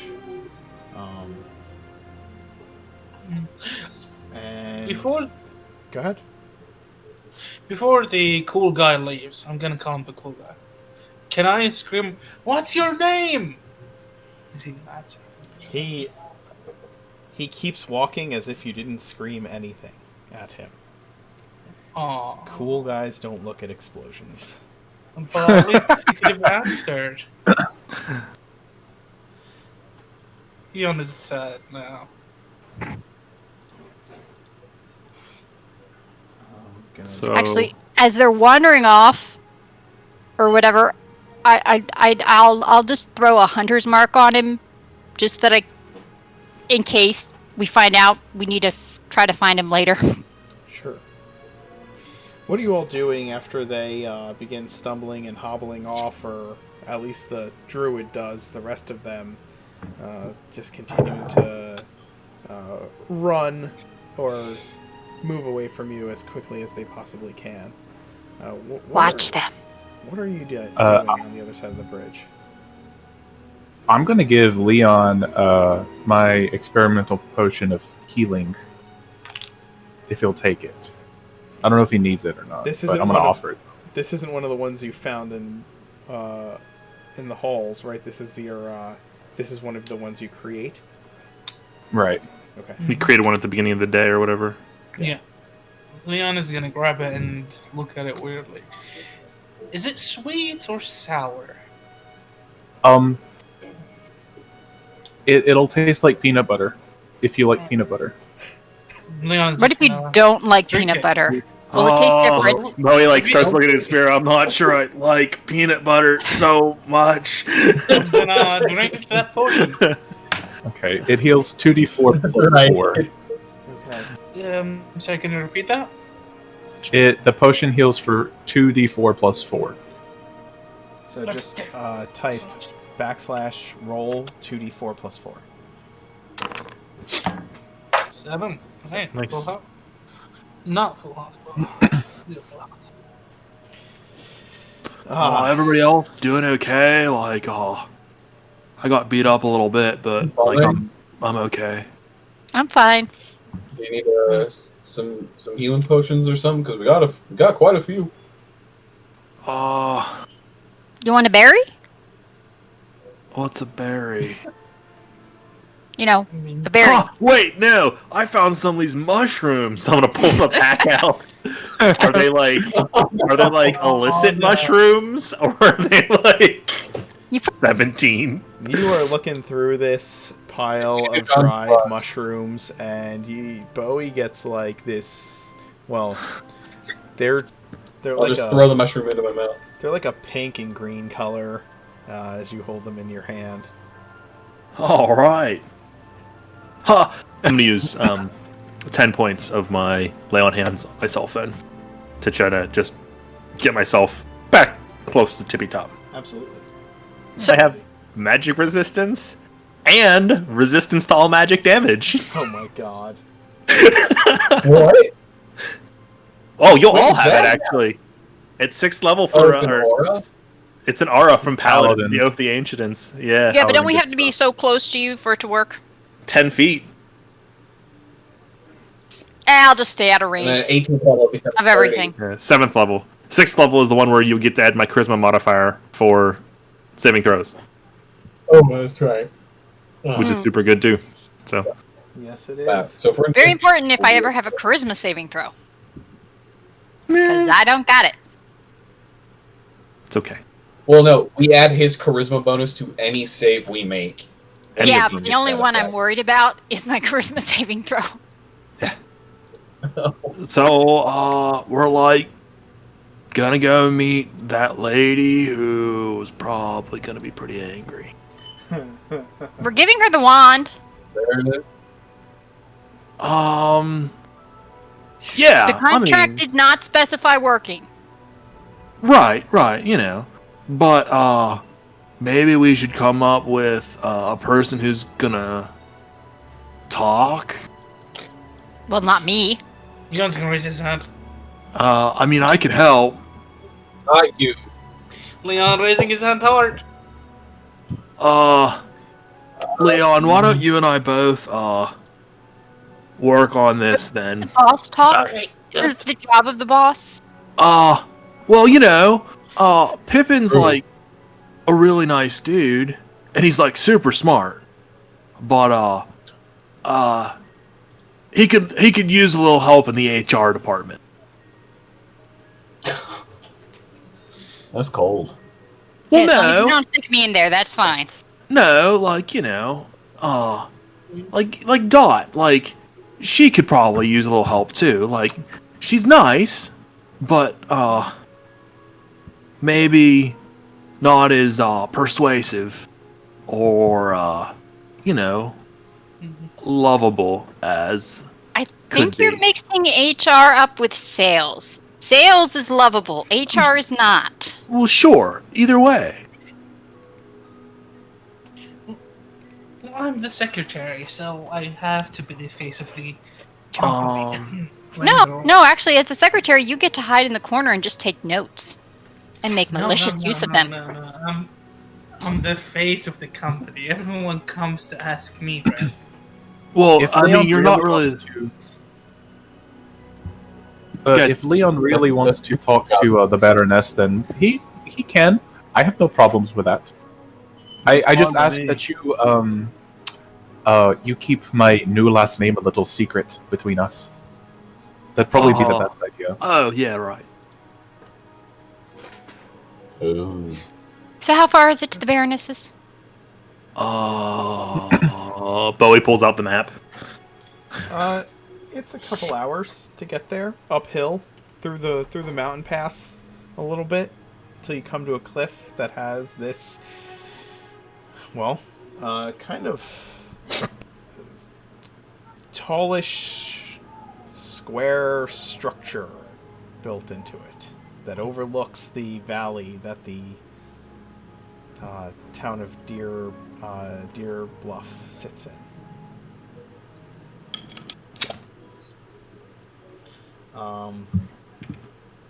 Dwarven guards are posted at the portcullis before you, but the portcullis sits open. Everything about this place just says stone and cold and sternness. Even the building itself almost has eyes that look down on you as you approach. See, I told A weird you guys feeling. this was not a smart idea. But we have to do We that don't know job, that yet. right? Where are all the trees and nature at? Rocks are nature. I mean, sort of, but yeah. Different strokes for different folks, Bowie. The dwarves like their rocks. I'm Your gonna say to rocks are him. nature. I'm gonna look at Aramil and say to him in Dwarvish. Yeah, I know rocks are nature. I'm not a total dummy. I will say back to him in the war, Rish. Then why are you complaining about there being no trees? Oh, but they're not alive. I wish I You could can't do have a so I could pet argue with rock. him. It's not a real animal. I have some friends in Words. Geneva who would disagree with me. As you approach the guards, kind of, you know, they hold up a hand to stop you. Can you announce yourselves? I am Sir Bowie the Bodacious. Kind of motion to somebody else in the group. We are ARC. We are here to deliver the Wand of Wishes to the Baroness. That's it. We don't need. Long pause Nice. is just sticking her face in her hands like, you don't say what we're delivering. You don't say what we're delivering. Not until Pippin just has a stupid smile on his face. The dwarven guards nod to each other. Aye, we were told to be expecting representatives from your company. Come on in. And they, one of the guards leads you in through the portcullis into. As we pass by, I'm going to give them the dwarvish equivalent of "Hey, thanks, bro."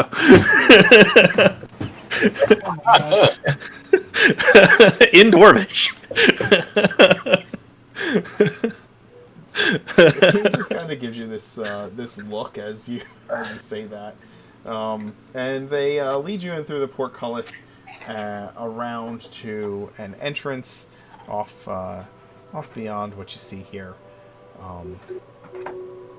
and you walk through a dwarven hall. It is tall enough for a Bowie to walk through, for anybody who's a medium-sized humanoid to walk through, but it's a little close.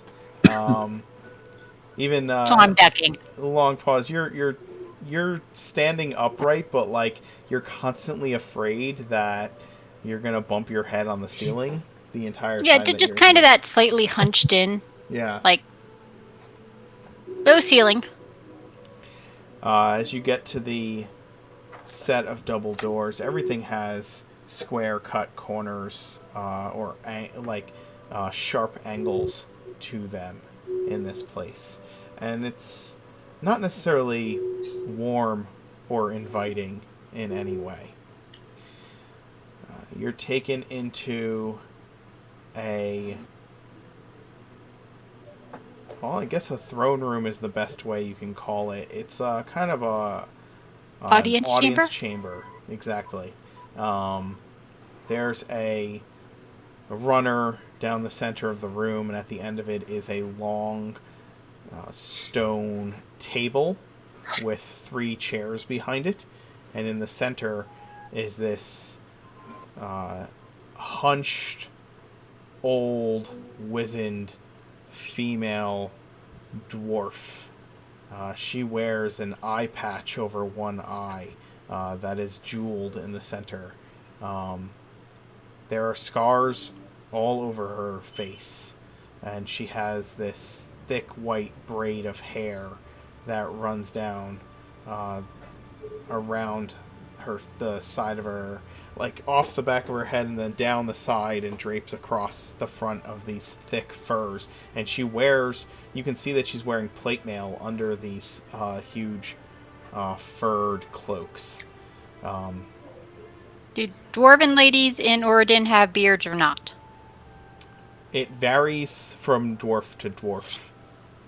Some do. This one Like does. is it like a shaving choice, or is it just some grow 'em and some don't? Some grow 'em, some don't. Okay. She has, it's just like a thin beard, like under the chin. And she has a thick pipe in her mouth that she is continuously puffing from. So, I guess Bowie, being familiar with knighthood, I guess? Question mark? Sir? Question mark? We have to wait to be announced. So, I'm gonna like hold the group up, be like, as soon as we get to the quarters of the hey, hold on, we gotta wait here. The dwarven guard that has been kind of guiding you to this place steps into the room and steps forward and says,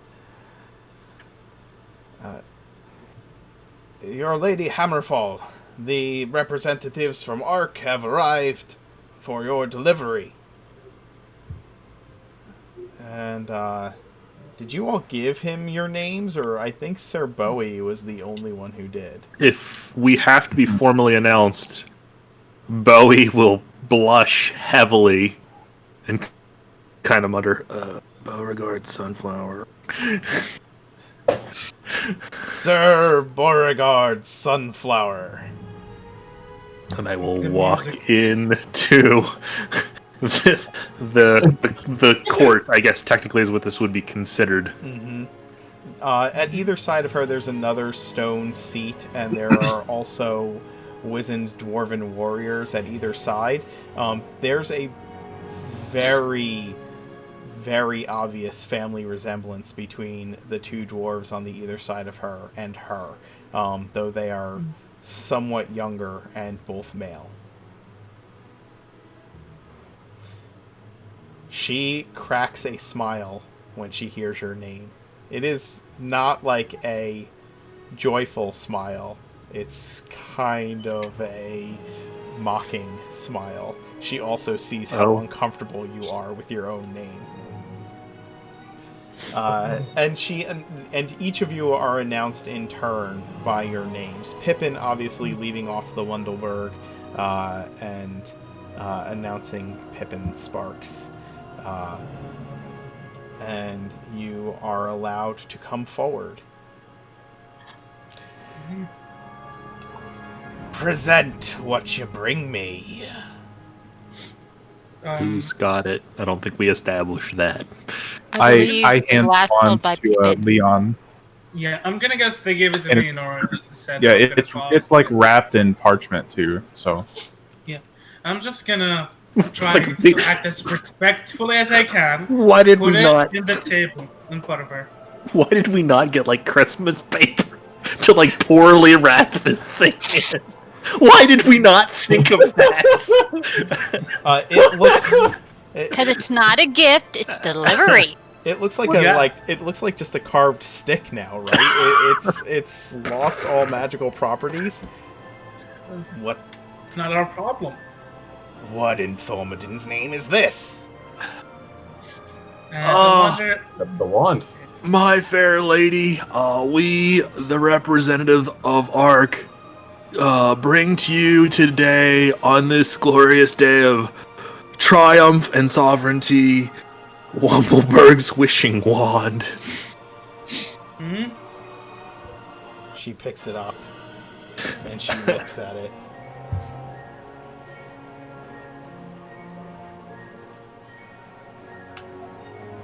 This is a stick. we found it in a secret room inside of Wumbleberg's halls, and was guarded by 4 moving weapons. So if anything in that dungeon was a wand that makes wishes, it's this thing. There's nothing else we found. Did you try to use it? No, because that would... maybe it has a defect, or maybe it has a condition. We don't know that. Make a deception roll. Oh boy. With advantage, I'm trying to help Clutch spell or this. kick.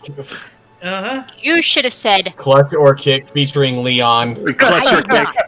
You said, I did not. I got +7 deception. Come on, let's hope it's not the worst.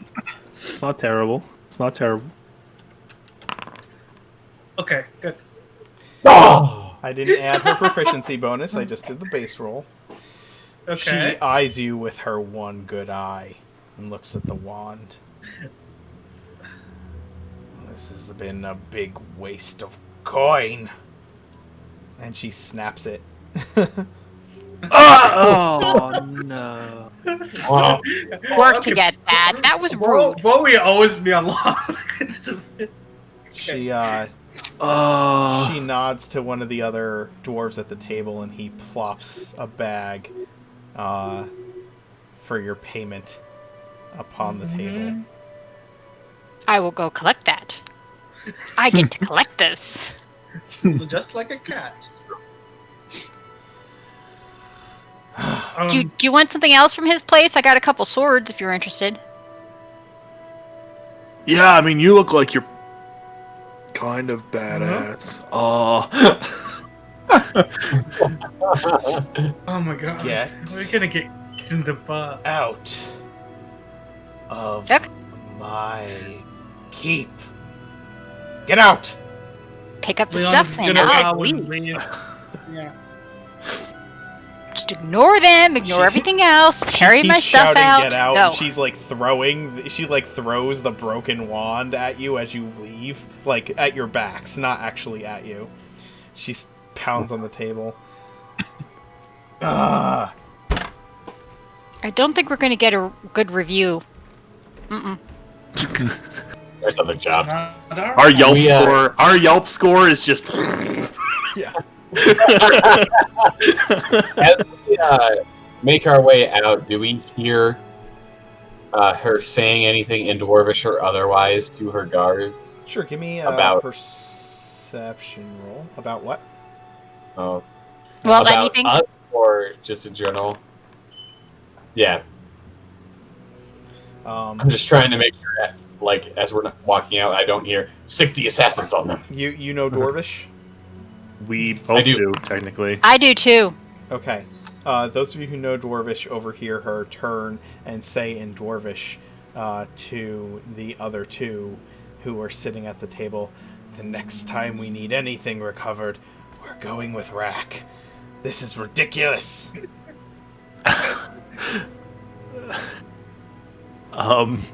Before we leave, Mark, I want to use my Obviator ability, reading the opposition Ooh! on the Baroness. And what about that will you be using? Can you read to me the ability?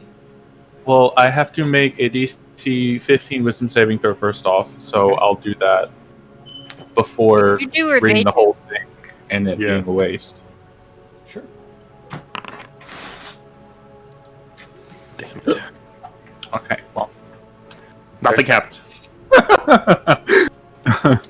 So you kind of try to take an assessment of the Baroness, but she is harder for you to read than you would think.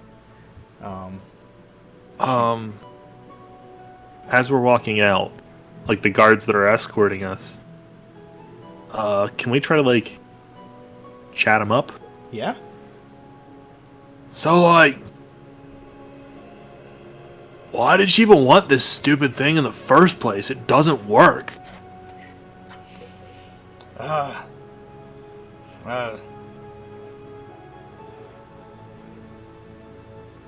The Baroness, she... Give me a persuasion roll. Let's see what he says. Oh. 25, motherfuckers! Yes!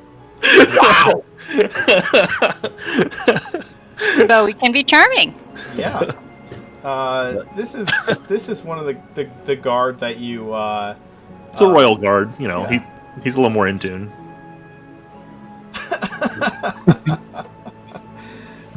Oh, the guard kind of turns to you,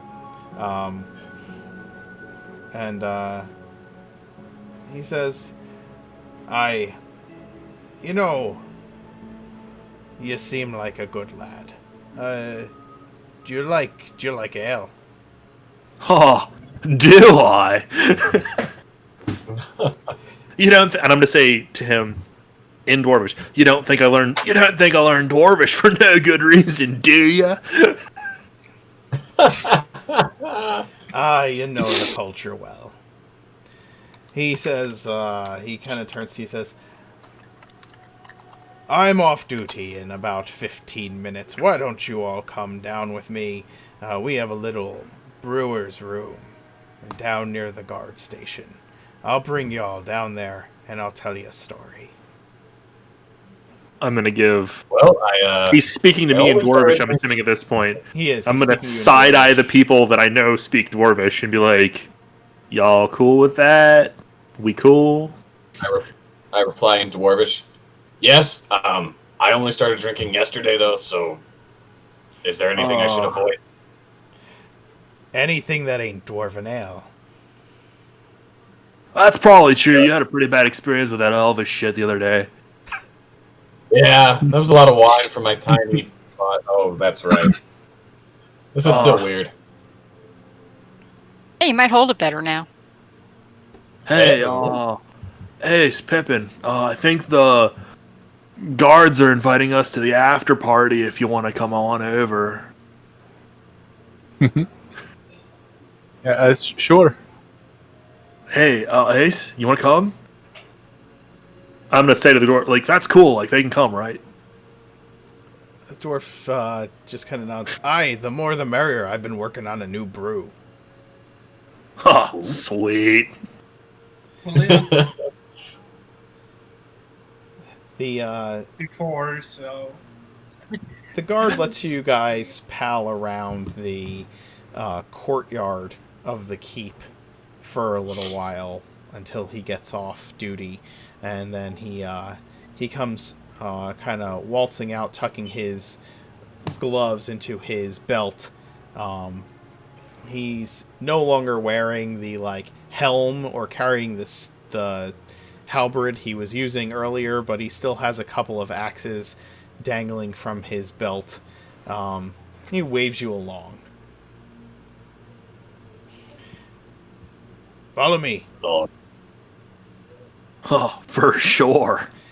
He leads you down a back passage that goes down a few square, squat halls.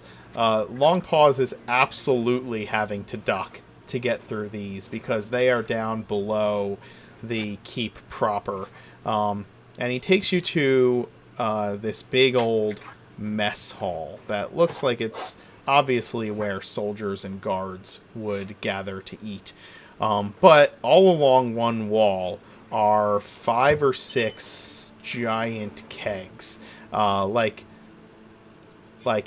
kegs as tall as Longpaws, and as wide around as a hill giant's belly. They're these huge barrels. And they have Pippin. It catches your eye that they have brass fittings and pressure gauges, and these are obviously well-made dwarven brewing, a well-made dwarven brewing facility. And the dwarf waves you over to the first of the kegs. This is the new stuff that I made most recently. I think you'll enjoy it if you are familiar with dwarven ales. And he starts pouring these big metal tankards for everybody.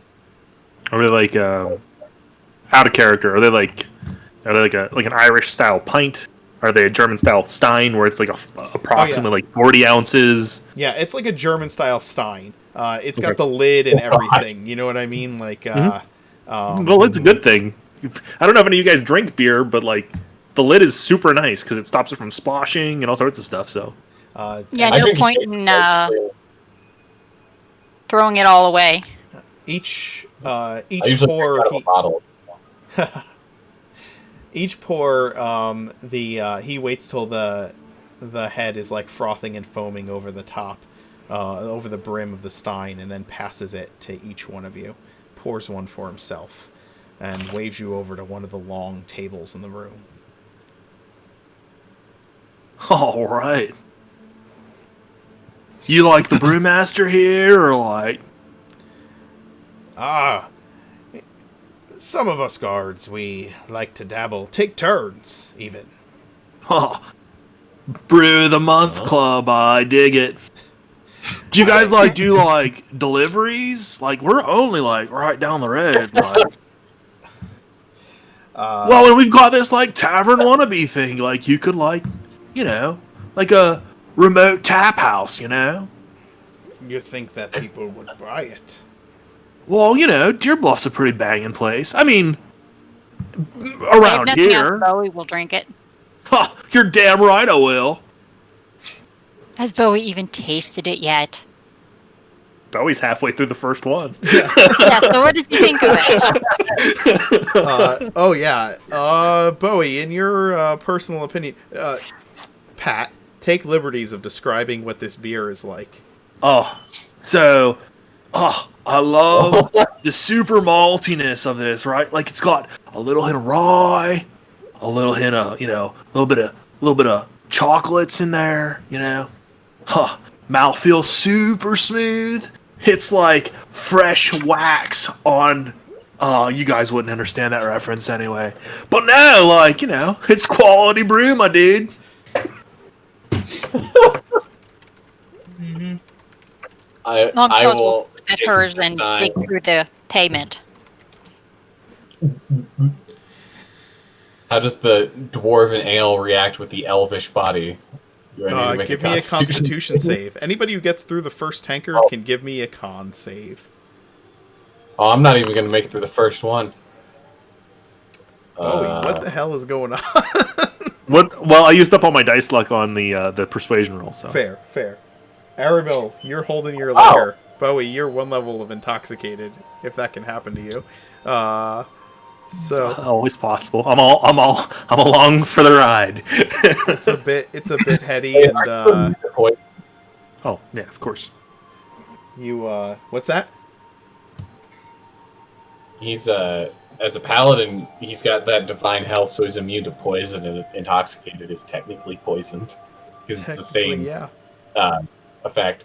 Okay. So you In drink other words, it. Bowie can't get buzzed. Bowie can. I can get buzzed. I just can't get poisoned by it. Yeah, he can't. It has no ill effects on him, right? He just gets the effects he wants from it. I'm along for the ride, dude. So everything but the hangover? Well, I would give you negative effects as you went. I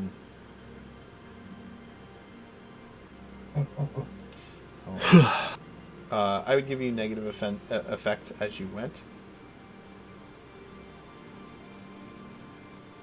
Hold on one second. You're good.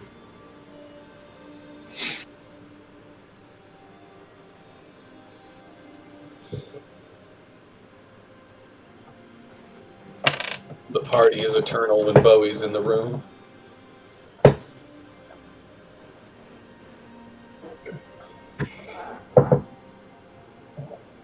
Okay. As you you drink the ale, and the dwarf in front of you is just exceptionally proud of the beer and enjoying that you guys came along to try it out. And as you persuade him to try and sell some of this brew down in your tavern, he seems very much open to the idea of making some extra money besides being a guard. And he says, lad, I could tell the moment I saw you that you were a dwarven beer drinker, just the way that you greeted us. So, the wand. Royal entourage, basically. Just tell her, hire Rack to kick their ass. She'll feel like To fight in a true battle again. Really challenge herself at the prime of her. You would have had to... Oh, no.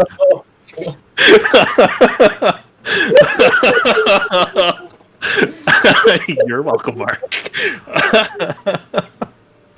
I can't keep quitting this week. This is already like the third or fourth time.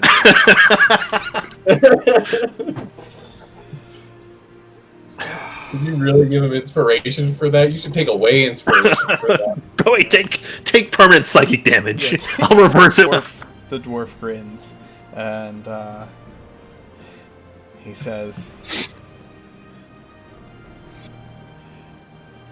"Worries of youth. Another chance. That can feel a bit more certain."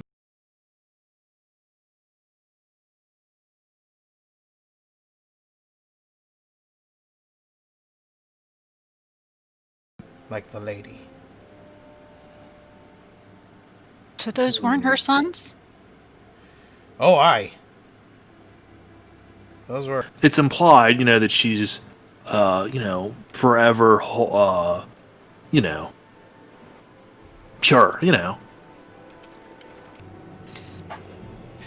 It's a people thing. I don't.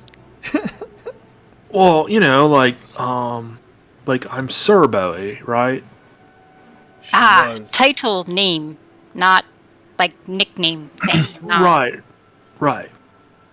Like Long Suppose that Paws was. He's like, Wouldn't you I'm worry not kinda about looking at the Wish dwarf. maybe undoing the kids? Because if she wanted to be the battle maiden Whoa. again, that could have been a rather make me nervous if I had kids and I wanted to like once again be a maiden.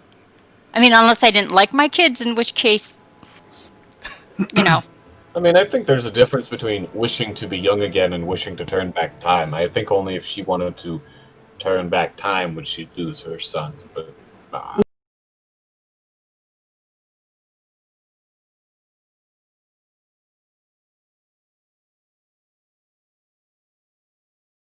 I mean, come on, you got Right, old you're right. and what there do you was no think? wish involved. What do you think? Pippin? Yeah, I know. That was Bowie kind of looks at Pippin. This whole time, Pippin's kind of been like just staring. If we're sitting on like a stone bench, he's just staring into the bench, and like he hasn't been drinking. He took a couple sips and that was it. So Mhm. like he's been in deep thought essentially. So like when should you have talk double to him, try he's it. like, Wishes don't go so good.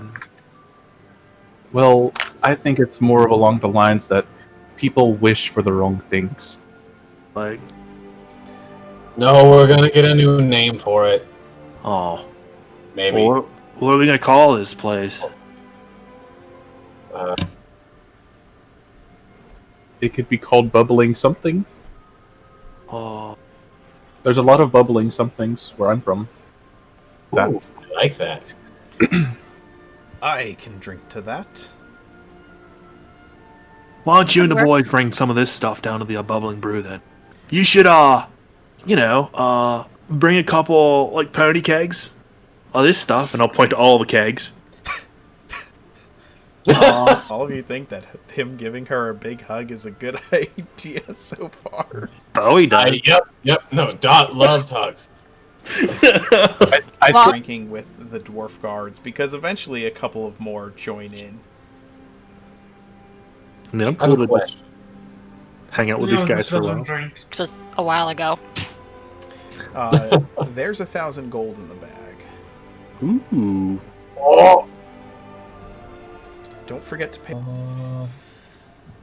Where is that in the Acting Book advancement? I have it somewhere here. Actually, I have it in my notes somewhere. He's like ready to go back. Yeah, Leon. How aware are the rest of you that he wants to leave, and how long do you kind of? Long stay? Paws wants to leave too.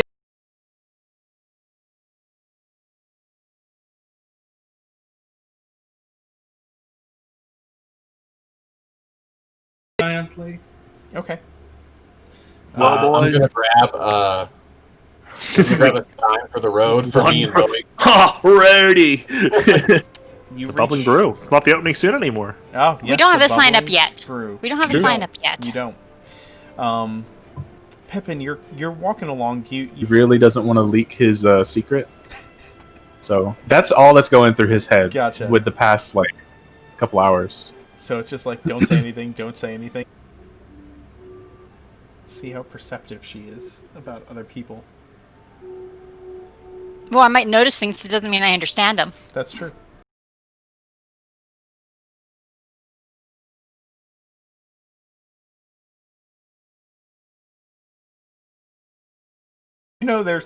Pippin's keeping quiet, quieter than he's often quiet, but he's like clearly just kind of distracting himself.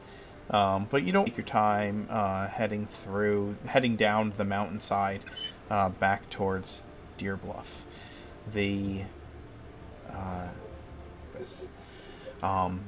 road up the mountainside winds back and forth over itself, once again on purpose, so that and so it takes equally as long to work your way back down. And when you get back, when you come in, and actually, your cook has clearly Sausages, mashed potatoes, things like that. yes. Carbs, French fries. Excellent. Did you retrieve the payment? Got something pretty cool lined up too. Have you now? By the way, the safe was delivered and installed today. Yes. So it is downstairs. Cool. I'll describe it because he seemed like he was having a pretty good time. Oh boy. So, oh, sorry. Little.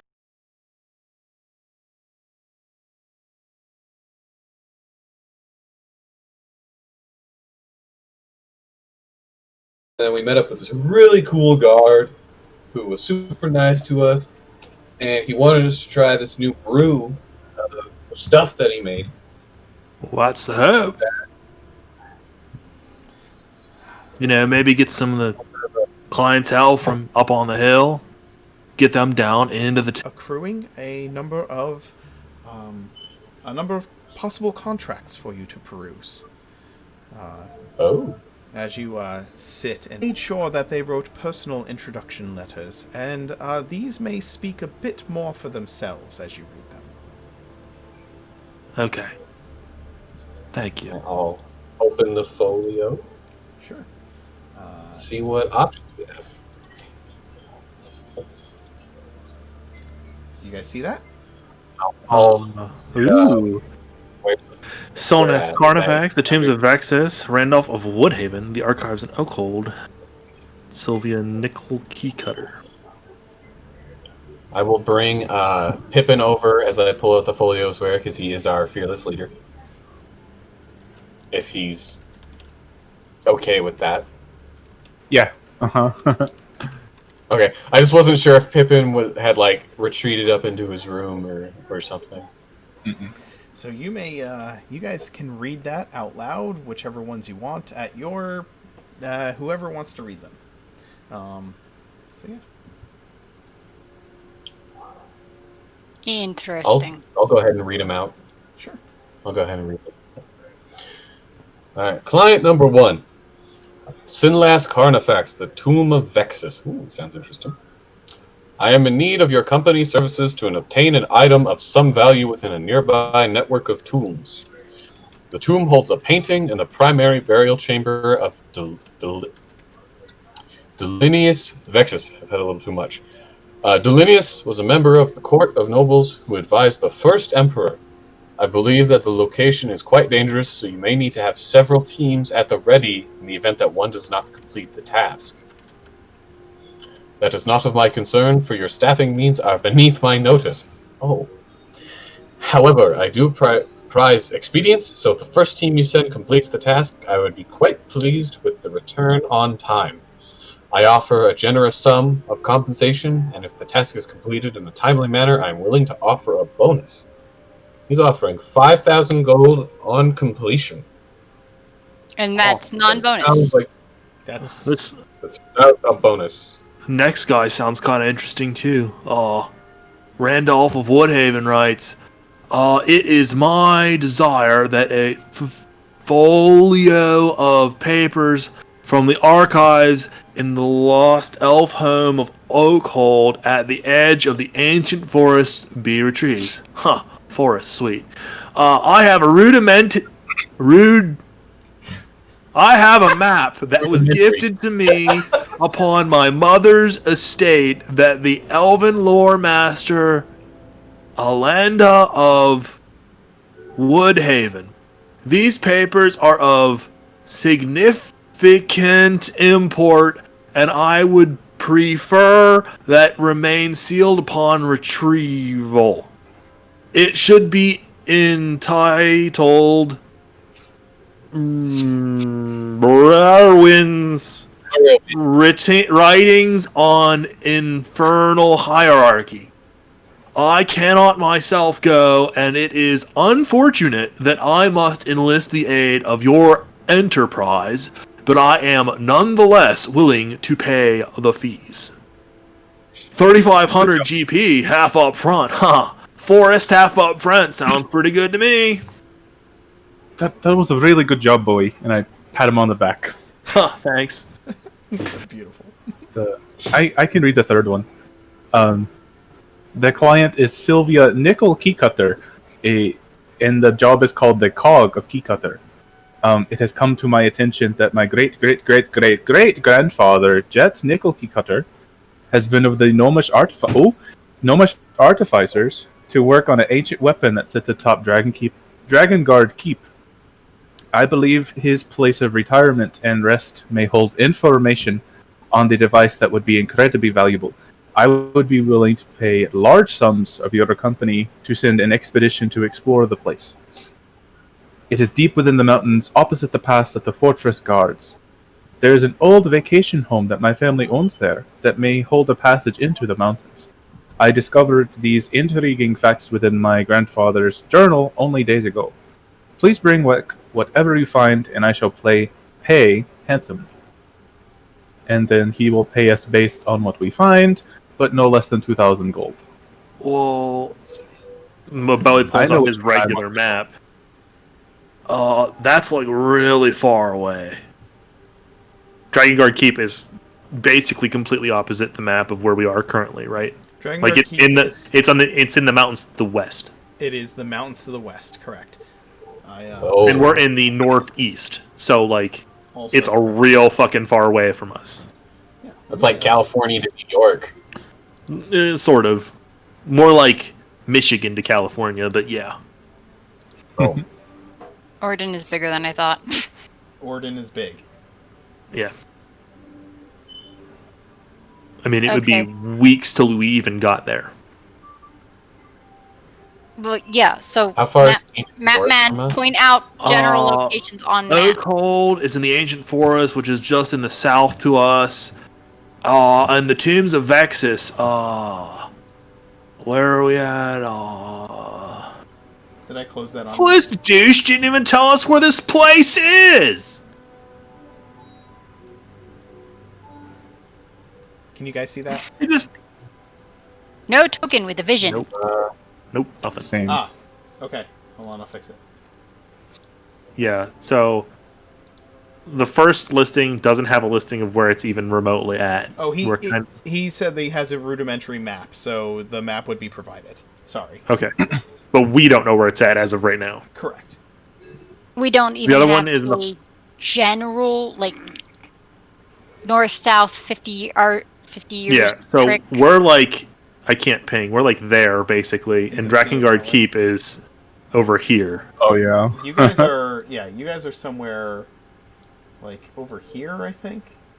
Right Yeah, by I the figured we were bay. like here-ish or something because I know we're between Ravenreach, Geneva, and Ironstone Hall. Yeah, that's fine. so- That's good. And then Um, Drakengard Keep is here. They said it was in the pass. It was in the mountains opposite the pass from Drakengard Keep, so somewhere in the mountains there. The other one's somewhere here in the ancient forest, Yeah, off on the edge of the ancient forest. right. So Yeah, but there's a lot of edge. right, but here's the other deal, right? We're looking at probably, I don't know what the official measurement is, but like from here to here, we're probably looking at 3 to 4 weeks of just travel. You wouldn't Just be to able get to there. pass through the ancient forest either. Right, that's You'd because have we've got to go around here and then down to Riverdam and then all the way out to Drakengard Keep. Correct. We're looking at 3 to 4 weeks of just travel. Okay, I have not traveled much out of my lovely mountains. I mean, what are road the- trip could be cool. What are the general methods of travel? Are we limited to just like foot and horse or Yeah, equivalent? basically. Right now, There's no faster anythings. We could do this one maybe after we can afford, like, travel expenses. You'd have Hey, to- Dot, do we have, like, you know, Commuter pay. and a discovery card, you know, like for travel expenses and stuff? I believe you can That's what our requisition a money is used cart if you desired. Well, yeah, but, like, for, like, magical transportation services. Any money you bring into the franchise beyond your franchise fees are at your disposal to use for further development of the franchise. Well, but does, like, you know, Ark have, like, a way to get us there that's not gonna take so much time? Unfortunately, because your franchise is so new, I doubt that the Home Office would send anyone here to transport you magically to where you need to go. But in the future, that is an option? In the future, it possibly could be, yes. In the future, you may be able to hire someone on staff who could do that for you. Huh! So, like, another Dot, right? Like, A private taxi dude. Excuse me. well, you know, I think you're pretty irreplaceable, Dot. Bowie, we've had this talk before. Well, look, I'm not doing anything wrong. Hey, he didn't hug you. Be happy. Oh, wait a minute. I just remembered. Okay, out of character, but kind of in character. Isn't Elf Home, like, very, very important to elves as a people? Because isn't that where they're rumored to, like... Elf homes are basically elven cities in the forests. There is one in particular, Thalriel, that is like the legendary elf home. It is like the place that all the elves believe they came from. And that it is somewhere deep in the ancient forest, but people don't come out of the ancient forest after going into the ancient forest. But you're also traveling with an Oath of the Ancients paladin. You are. Keep that in mind. But the place they're talking about is not that place. They're talking about some place on the edge of it that people do get to occasionally, with or without a paladin. Oh, cool. So, no. Could I roll a... You guys can still I see guess the in journal Elvish entry if you history want to, check. right?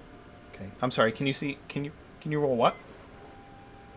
Could I roll, like, an Elvish history check? See Yeah. if I know anything more about Sure. Elf Give or me a history roll. Yeah, there we go. About this particular one? Yeah, about Oakhold.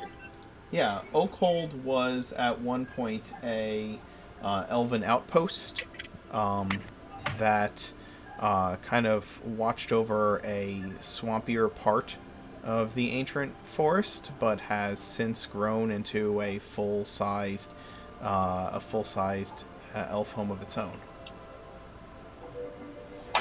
It is on the southwest side of the ancient forest, just on the outskirts. So that's going to be a little bit of travel as well then. But still. Yeah, it's somewhere like... Yeah, yep, there you go. Exactly. And Can you pick that again real quick? Right here. we have Right about- Wow. no clues at all about where the first place is. They haven't provided any details. He says he has a map, so we'd have to get the map first. If He you says accept the it's job... extreme- He said if we accept the job, he will provide the map. Yes, I just wanted to know Upon if we're talking acceptance. about a 3-week journey or a 3-year journey before we even decide that. I believe that one is closer to home for all of you. Okay. Somewhere here in the hillsides. But he thinks it's going to be dangerous, obviously. Did catch that. Considering his large sums of money offered, I would assume that it would be quite dangerous. Yeah, that's the... Right there.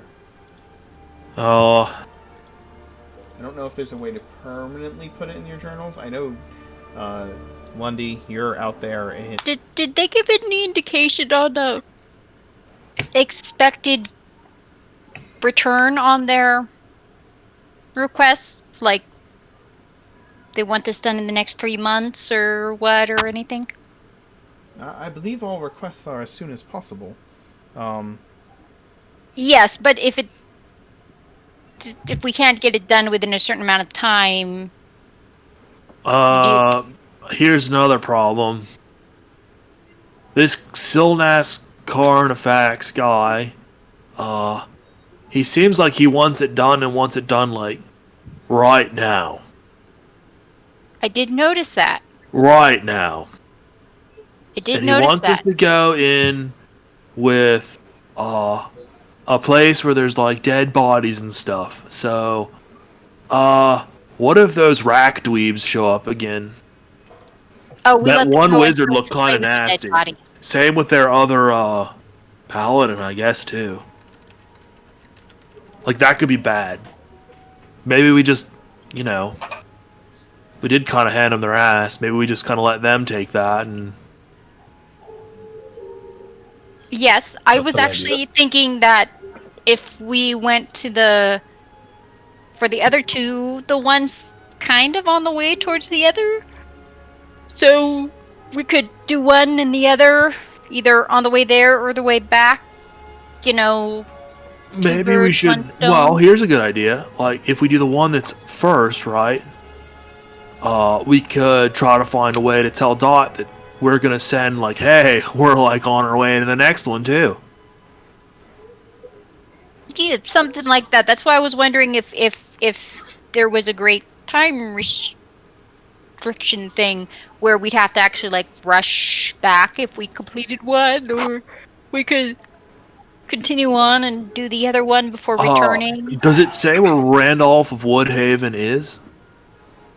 Like where? So where do we deliver this thing? Basically, like we get this letter, and then where do we take it? Yes, Woodhaven is closer to here. It is within your franchise limits. The clients all live within 30 miles of... that's not right. The clients all live within 15 miles of the city, of Deer Bluff. Well, like, Oh. Which is why we get the contracts instead of other ARC corps. Correct. oh, well, okay. Are we allowed to subcontract to other ARC corps? Not yet, unfortunately. Oh, phooey. Okay. Well, can we have a couple Cool. days to think this over? Like, I think all of us kind of have some things in mind we'd like to try to take care of before we head out on our next great adventure. Oh, we would have to totally prep for this, like supplies and stuff wise. This is going to take Well, a couple yeah. days to go anyway, no matter where we're headed. The dossier is yours. Take your time to review it, and when you have decided upon a job, I shall inform the client, and you can go and be underway. Until then, is there anything else I can help you to get ready for whatever work you plan to do? Yes, Armin. Are we allowed to take more than one job at a time?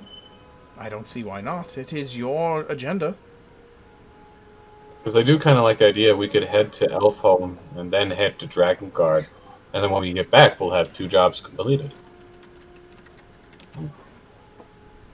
Just a That thought. can't hurt. I'd like to go to this. My only Sorry. fear is that if we do not accept... Oh, well, my fear is that if any of the jobs that go unaccepted could be contracted out to other companies.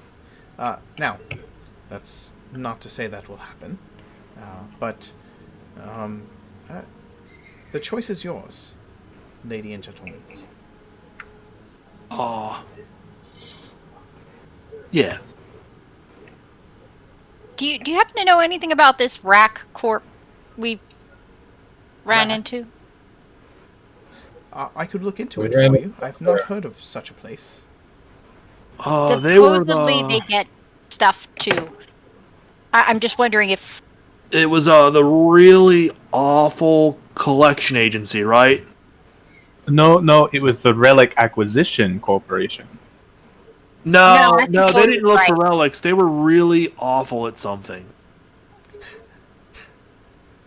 Really awful combatants, I think. Oh, that's what it was. Yeah. Yeah, that sounds right. That sounds right. Is But for this- some reason they wanted to take the wand from us to, like, or whatever. Yeah, Hey. Team Racket are some losers. Mark, you totally set that up, so come on. You're welcome, Mark. Oh, it's 3 for 3 tonight. Oh my god. Mark, you love it. You love it. If I didn't do this, who else would? The answer is nobody. Therefore, it must occur. Not in this scheme. It's only you. There's at least Well, one that's of just you because in you go every faster game. than others. There's at least one of you in every Not that clever. game. I do this 6 times a week, and at least once in every game, I find myself face palming hard. Maybe all the memesters should play in one game for the charity stream. Oh my That'll be No. exciting. No, you see, if you do that, you'll discover that Feels good, man. it's only that whichever one gets first causes it, because other people would do it, but they're beaten to it. It would be a competition to see who could meme hardest. That's all it would Yeah, be. basically. Yeah. Who is the meme team between all the groups? I know we have Pat. It's gonna be me. It's gonna be Steven from Saturday. Steven. It's gonna be Kim. It's gonna be David. It's gonna be If it was one part of the person, anxiety group. if it was one person from each game, if it was one player from each game, it would be Adam from Monday. Yep. It would be Kim from Tuesday. Wednesday day, it would. Who makes me cringe the hardest during the day? Wednesday night, it's Archie, or not Archie. It's Max. Yes, it's Johnny on Wednesday night, but Wednesday day, it's probably Chris. Yeah. I think it's Century. Chris. Yeah, and then Friday night it would be you, and Saturday night it would be Steven. And those would be the 6 players that if I put all together, they would just be competing to see who could make me cringe first. Charity stream? Charity stream. How many times can we make Mark cringe in the next 3 hours of play? It's literally just going to be me doing this for 3 hours straight. That's all that's going to happen. I'm just going to be like this. He'd leave the the Discord and they just keep going.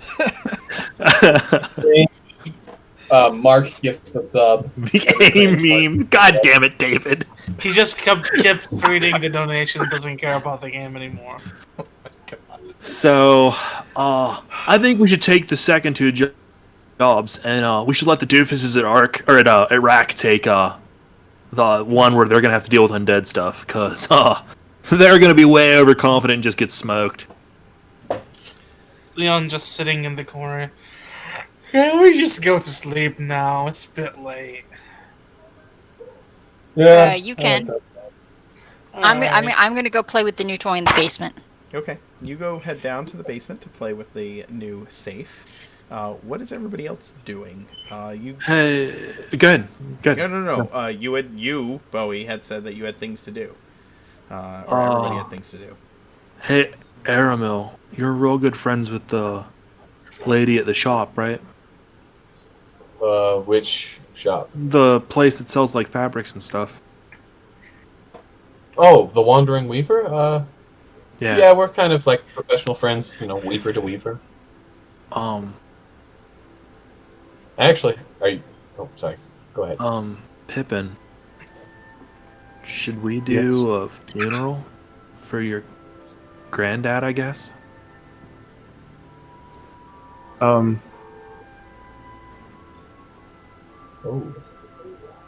Yes, and in the fact that we kind of violated his home at the end, but not just on the fact that he's my granddad.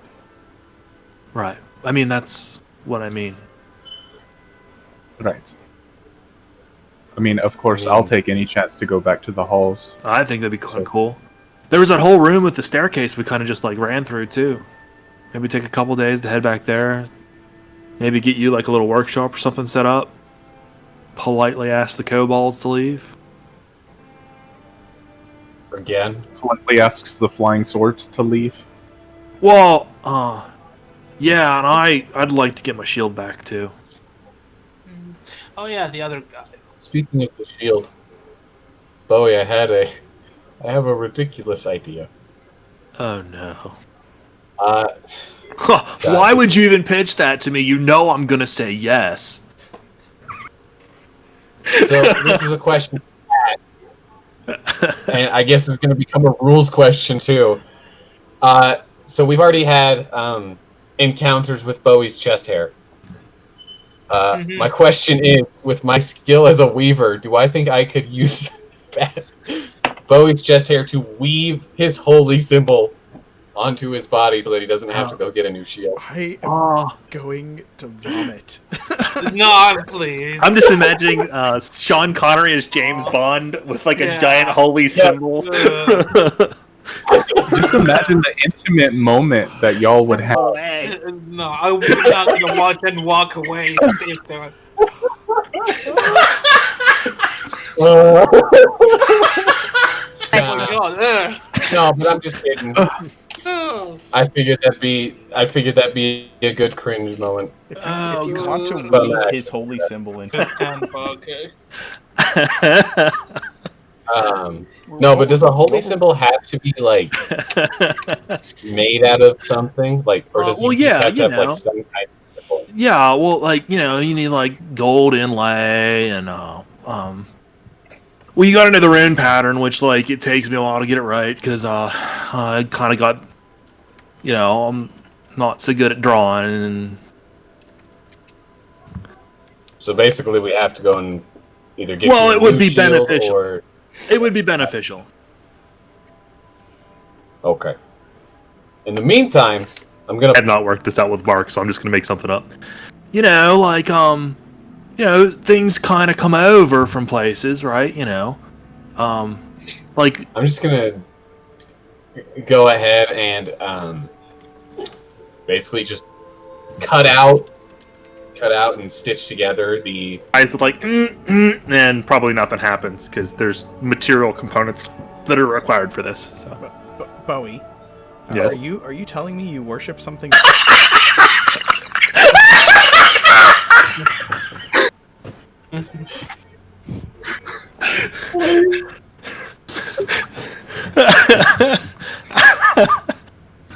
action water sports. I don't understand. Well, my dad We're not does supposed to that. understand it. It's his. No, you holy totally symbol. should understand it. My dad does that. It's like frickin' surfing. I'm from the mountains. What is surfing? Is that like skiing? Okay, so like, you know how like mountains are like real steep.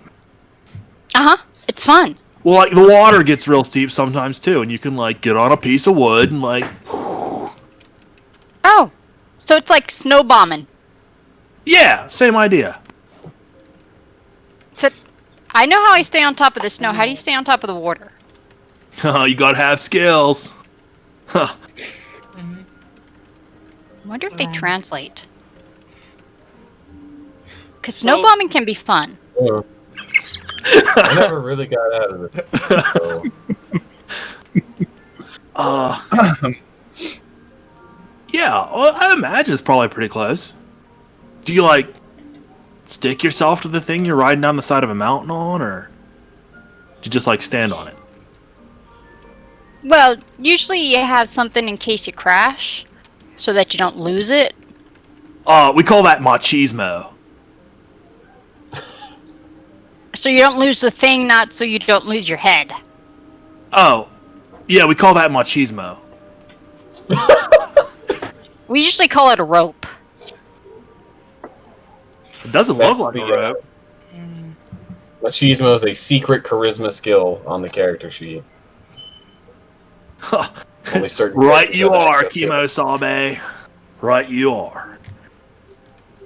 Anywho, so I'll look to Pippin and go, so do you want to have a funeral for the other Wendelberg? Yes, but just on principle, not because I might feel sad for him or anything. Well, I kind of feel sad for him, but I mean, we've got Now that you. you're, I saw And I him like sad you, for him when Pippin. he chased us. I mean, you are my good friend. Give Bowie a little nudge. Pippin, now that you're part of his family, I guess, is there anything more you could tell us about him?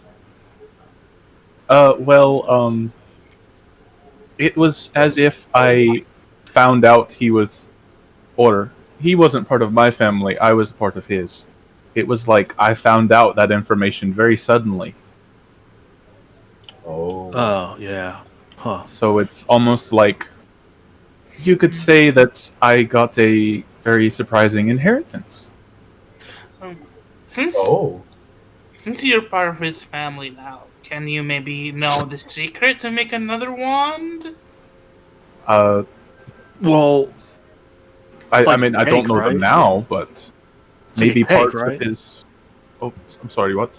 It's like a cake, right? Do you have like the recipe? There's a recipe. Well, yes, but I don't know that recipe. Maybe there will be some magical component in his halls that will react differently to me now.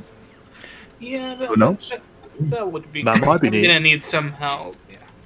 Well, like you should probably go play with that big room of potions too. Like you and Bubbles could probably get on pretty good in there. Certainly. Yeah. Wait. Yeah, I'll go talk to Bess in the morning and Yeah. see if I can get a shroud material to make one. Dot. So- We're a small town, so there's got to be like a casket maker, right?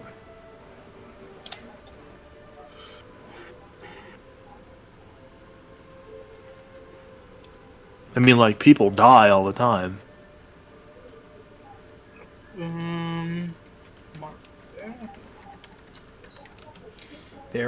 Yeah, you could find a mortician in town, or at least. I mean, I don't think we need to. I don't think we need to have him embalmed. He's kind of already at least a encrusted. casket maker for sure. Yeah, he's kind of all. He's kind of Okay, beef jerky at so- this point. So, Somebody has to be able to make a casket Small in box. town. or we could just improvise. That would be very on brand. I do not Heard want cremation. improvised. It's all the rage. I do not want to see what an improvised casket looks like in the. So, Dot, like this cart and horse, like, do I have to pay for it? Or can I just borrow it? No, you borrow it. You only have to pay for it if it gets destroyed. Well, maybe tomorrow morning we should get a casket, get a burial shroud. Any of you handy with a shovel that's not me? No. Kinda. No. Okay. I'll try to dig a hole then. Got it.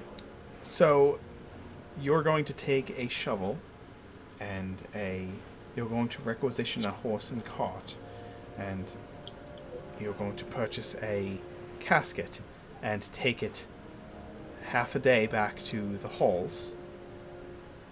And where do you plan on performing this burial rite? Where do you want to bury him, Pippin? He's your grandfather. I guess you're technically, the executor of his estate, right? Oh gosh. I like how Pippin didn't sign up for a funeral, but now he has to plan. Oh, we're getting one. Oh, wait, do you know what those words mean? Yeah, it's the person who, like, sets it all up. Yeah, pretty much. Yeah, thank God she's not Major Domo Executus. We'd all be screwed. She's just Major Domo Dot. Okay.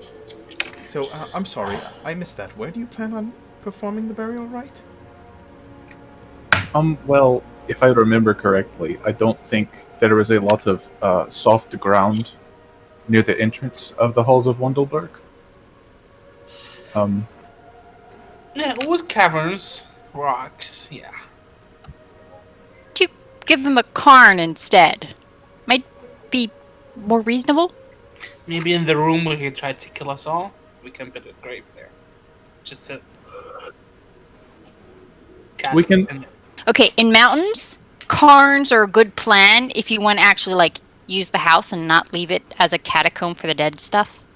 Yeah, and if you're Pippin is We're- also- ladies and gentlemen, we are actually logistically planning a funeral for a guy who tried to kill us. and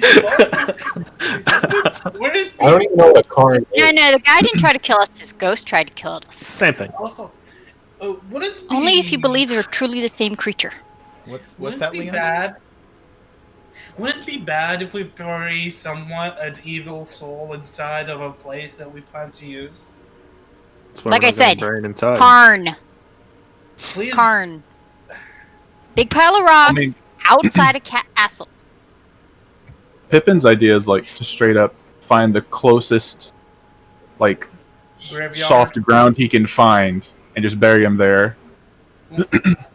Well, let's see what I can get. And maybe leave a plaque. Depends on how he's feeling. Damn. This motherfucker's ice cold. Young killer out here. OG Wonderbolt was a dick. Apparently. Good lord. Well, it's all up to Pippin. If he wants to not bury him, throw him in the sea, it's not a problem. If you're Hey, Pippin, planning can on... I introduce you to the idea of cremation? It'll save us on a shroud and a coffin. Too hard work. So you're saying you want to make him dust in the wind? Sure. Okay, that wasn't actually worthy of a crane joke. I'm trying really hard not to facepalm. I'm trying so hard right now. I almost missed that one. Bad. Just holding the laughter. The meme energy is strong. It's the shirt, I tell you. So I guess you have some decisions to make about what you're going to do with Wumbleberg's body. We can do that tomorrow. I mean, We do it can again plan for Casper. that. But I think you have an idea of what to plan for, Mark. We can do that right now. You tell me what you're going to do. Like, you have... I'm following your lead at this point. You guys said you had things you wanted to do before you took one of the jobs. Let's go get the if we're burial taking- shroud and the coffin. If we're taking a cart, we're bringing back the goodies. You guys The take hordes a long... person has made this decision. That's the idea. Huh. That's the idea. 2 birds with 2 stones. One. Yeah. You guys will take a long rest, and then in the morning you'll get these things together. Yep. I'll leave like a bunch of my stuff in the safe. Sure. What did you want to do playing with the safe, and what do you put in the safe? Well, first off, I want to know, is this a key or a combination? It is a key And there's only one copy of it? right now, and you have it. Yay. You're the hordes I person, like that. aren't you? Yes. Oh, God. Then Yes. You have I'm going to the wear key. it on a necklace, tucked under the shirt, and not share it with anybody. Because it's more fun that way. If it were a combination, I could just imagine Bowie being down there and not ever remembering the combination. Which was kind of why I was hoping that it might be a combination. It would be so much fun. I also would fear, David said in chat, and I agree with him, that I shudder to think what numbers they would settle on for the combination. Oh no, I'm the hordes person. I'd said it. They'd have to figure it out to change it. Nice. What? Yeah. The number of people who...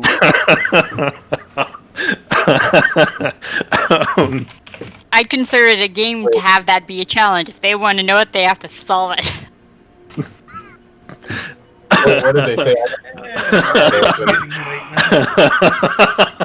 Well,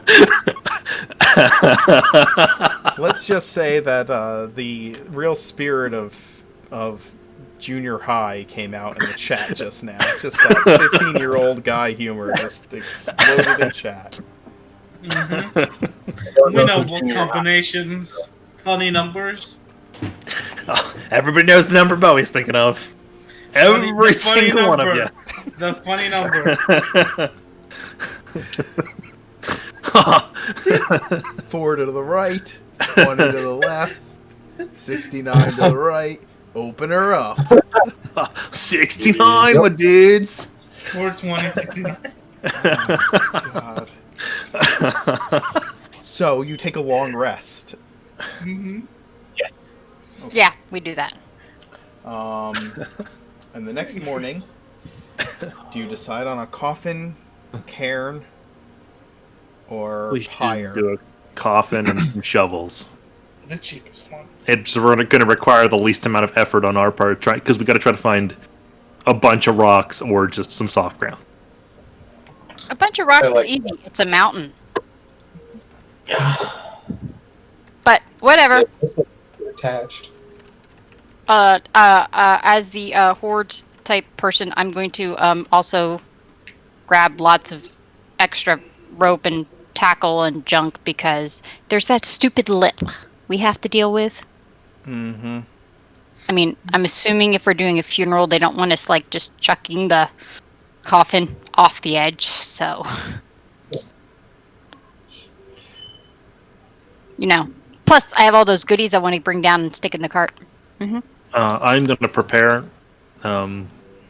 ceremony, I guess, for tomorrow. Okay.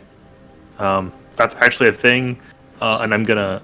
Hey, long pause. Can I borrow like 250 silver pieces? Sure. I'm curious why.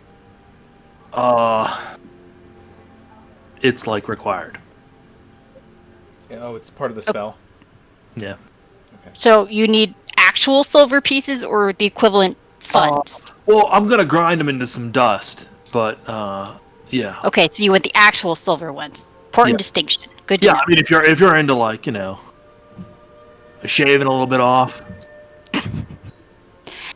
That's too much work for that precise amount. If you want to do that later, we can do some Sure. what's that called? Jingling, shaking. There's ways to get like the dust and stuff, but it's actually a lot more work than just like going and doing a job. But it can be fun. I Oh. could teach you numancy. Or no, that's not what it's called. Where is it? I don't know. Numastic forgery. It is really cool. I should not have Okay. told Sounds you like that. fun. So you gather extra rope and Blocks of tackle, blocks of shovels. tackle, shovels. The coffin costs you about I'm going to say 5 gold to get a coffin of any particular quality. If you want just like a plywood coffin, you could probably get away with Old like, pine bucks. yeah, you could probably get away with a 1 gold coffin, but if you want something that's at least decent, and depending on how guilty Bowie feels, it's going to be around 5. I can only chip in 5 at max. Like I'm completely tapped out of money unless Well, we split the 1,000. the extra block and tackle and shovels and stuff. Long pause can I think, can you requisition items as the horde person? Correct? Simple shit, I think. Or is it one item? I got a certain amount of stuff that I could acquire, Okay. like initially, and as part of being a hordes person. Yeah. Okay. and then I have. It's easier for me to get that stuff, though I don't think it's any cheaper. Understood. Okay. Well, I have a block and tackle, yes, so you that's do. not going to be a problem. Like, spend whatever amount of money you need to spend on that. The cart is free unless you the horse for some reason destroy it. And the hordes person can make a persuasion roll to get 1 item at half price, depending on what they roll. I'm not even gonna. I don't know that I should bother. It's a less than 25% chance. I mean, let's just head out. I've got enough supplies. I think we'll be okay. The only thing I need to buy is a shovel, which shouldn't be a couple shovels. yeah, just whatever the cost is, and 4 shovels. okay. You guys can feel free to look up the costs on your own and deduct it from the amount of money that you have. Yeah. Yeah, I'll take care of those bits because. Sure. you have all the money. You have literally all of the money. You have all the money we found earlier and all of the money we found, or we just got paid with. So. I don't trust that. None of you's bothered to ask for it, so I haven't divvied it up yet. It's all in the safe. Mostly. That she has the key for it, the only key. So basically, it's her money. I mean, she's a horse person. That's her job. Yeah. Yeah. And when I get back tonight, I'm going to rig up a couple booby traps around it or whatever, so that if Aramel decides to go and see You if she said can pick the booby. lock, I can, Please stop. catch him. Not actually gonna pick the lock, but Please stop. Well, that's no fun. I was going to practice on it. yeah, no, I'm not actually gonna steal from the company. Safe, I'm not an idiot. I'm here to make money as well. All right. So we're making the trek back to Wumbleberg's. So we have 2 horses this time. Yep. Because Pippin has a horse. Yep. Oh, biscuit. Should we like dress in black or no? No, I'm not gonna listen. You have that big of a wardrobe? I definitely don't. No. Okay. Just wanted to be sure, because I got like my 2 sets and Yeah. Wasn't So sure here if we that was are normal at or not. Wumbleberg's place. We're traveling to Wumbleberg's place, I guess. Yes. Again. Yes, you head to Wumbleberg's. Takes you a couple hours. Are you pulling the coffin up to the ledge, and bringing it in, or are you bringing the body out to the coffin? Well, I figure we're going to position the carton down below, and then we'll set up a in the block. shroud. Wrap the body in the Tackle shroud and thing. probably bring it out would be my guess, right? Because it's a hell of a lot. He's like beef jerky at this point, right? Like he's all desiccated from being dead for 200 years, right? Yes, he is desiccated, and he is essentially beef jerky. Gnome jerky? What about the bodies? He was a gnome Not jerky. so beefy gnome jerky. What about the bodies upon bodies of kobolds? Well, are you planning to go in the front door or the secret passage? I'm actually going to delete all of this. All of the dead bodies and shit. Yes. So we should probably go in first and like clear everything out, cause like weren't we like worried about animated swords and stuff? Like, are we gonna have to fight our way in? Is the real question, cause like, how pissed off are those swords still? New Wumbleberg, go talk to the door, please. Yeah, All maybe right. the door now knows that you're a Wumbleberg. And if Yeah. nothing else, maybe it at least knows if the swords are still running around. So I go up to the talking door of Wundelberg, and I just knock on it, see if it responds. Oh, Actually, is it still hanging open? Shouldn't be. We shut it, remember? Yeah. No talking door? Yeah, we did.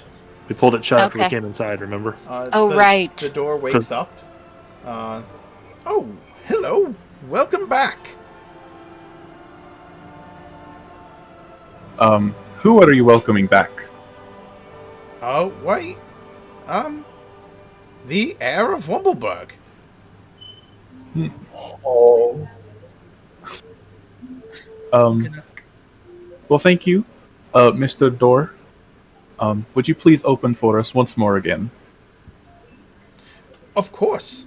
And anything for the heir. About swords. And he about slowly opens.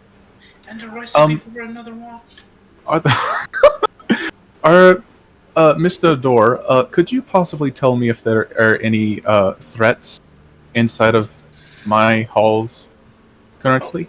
Well, of course, any of the traps that your illustrious relative set up would still be active inside.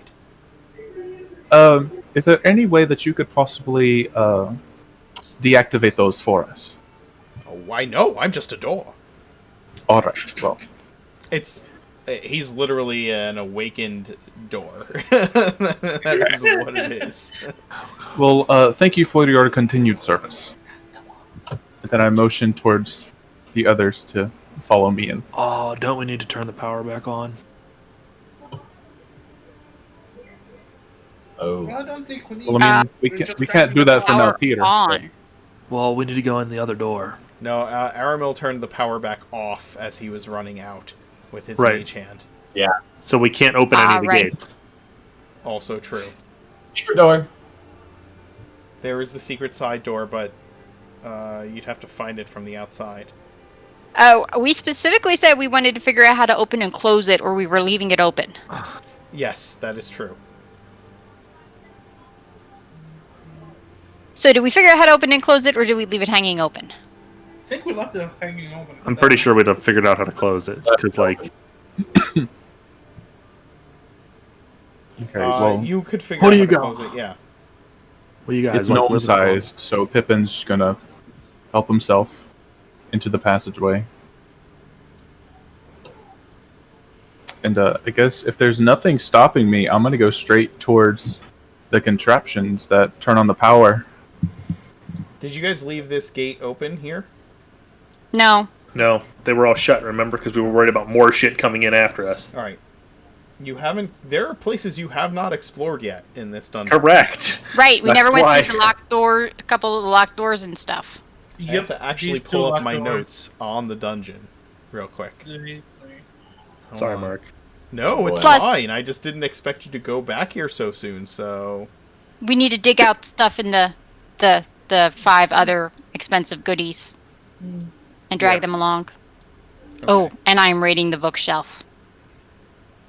Well, you should probably take it up with like, Pippin. Like it's kind of his stuff now, right? I didn't say I was stealing it. I'm borrowing it, when you just first possibly without asking first. enter the halls, the door to your right and the door to your left are still closed. They were never reopened. Yeah. They were never opened. Oh boy. And also, there's a hallway up to your right that you never went down. We went down it. We just never went through the door. Oh, correct. All the doors were locked. Yes. We have not been through this door. We have not been through this door, and we have not been through this door. That is correct. But we have the keys now. Yeah, which is probably going to piss some people off. Who's If still they're got still the here. keys? What? Who's still got the keys? I probably would have just hung on to them. He just ditched him in the woods on the way back home. just left him there. Dead weight. Goodness. You okay, Mark? Yeah, oh, I'm great. So, which way are you going first? Well, I thought somebody was going to go turn on our power. Yeah, that's what Pippin's gonna go do. As long as there's not like any obstacles in his way, he's just gonna go straight there. So does he see any obstacles? I'm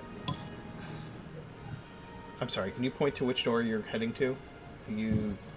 Again, this The is...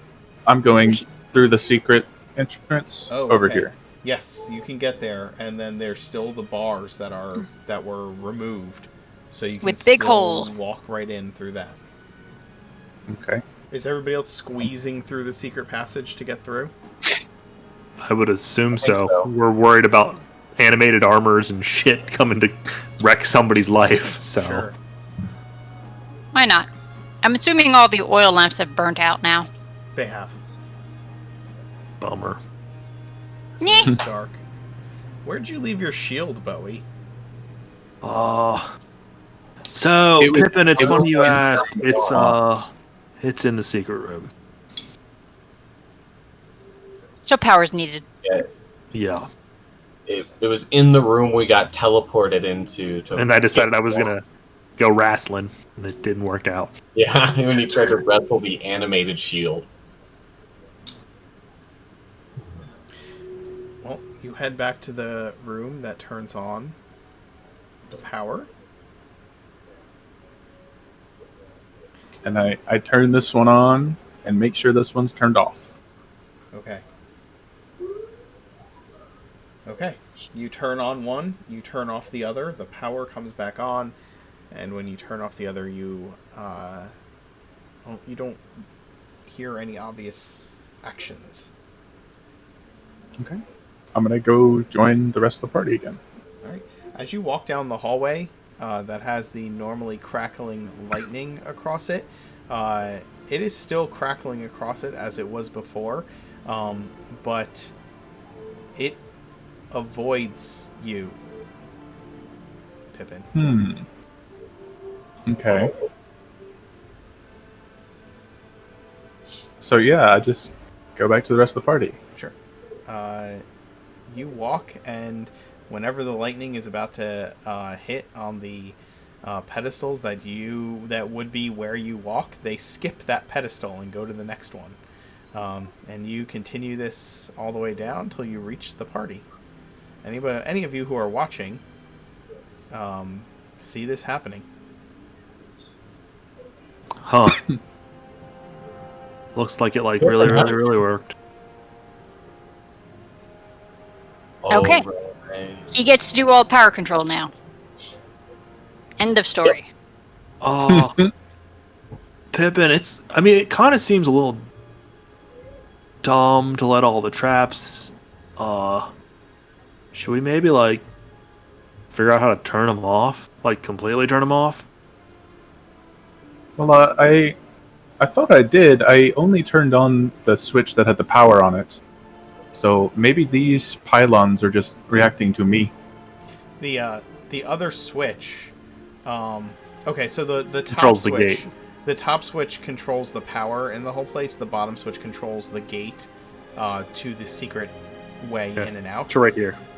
Essentially, the yeah. logic behind it is that if you were running from something inside the halls, you could run down that way, open the gate, run into that room, close the gate from inside, and go out. Close that gate from inside the secret door and go out the secret door. And you found in that room boxes that contained gold and expensive items and some healing potions and things like that. It is literally in a safe room with an escape route, which is what's down there. So, Okay. pulling the gate open would probably be good too, so we can get this stuff out if you want to move it. There is a way to turn off the traps, but you haven't found that yet. That would be good. What we did, it was shove a bunch of kobolds in the holes. Yeah, there are still rotting kobold bodies, blocking the pendulum traps. Well, until we figure out how to turn off the traps, we can just go the long way. Okay. Yep, but we want to get the goodies out, and I don't want to carry them through the tiny hole. Well, we Well, can't don't carry we want the battery Wundelberg first? Yeah. Okay. You head back to Wumbleberg's study. When you pass by, do you head through the halls with the suits of armor with the swords? I assume yes. so, since everybody else would get lightninged. Okay.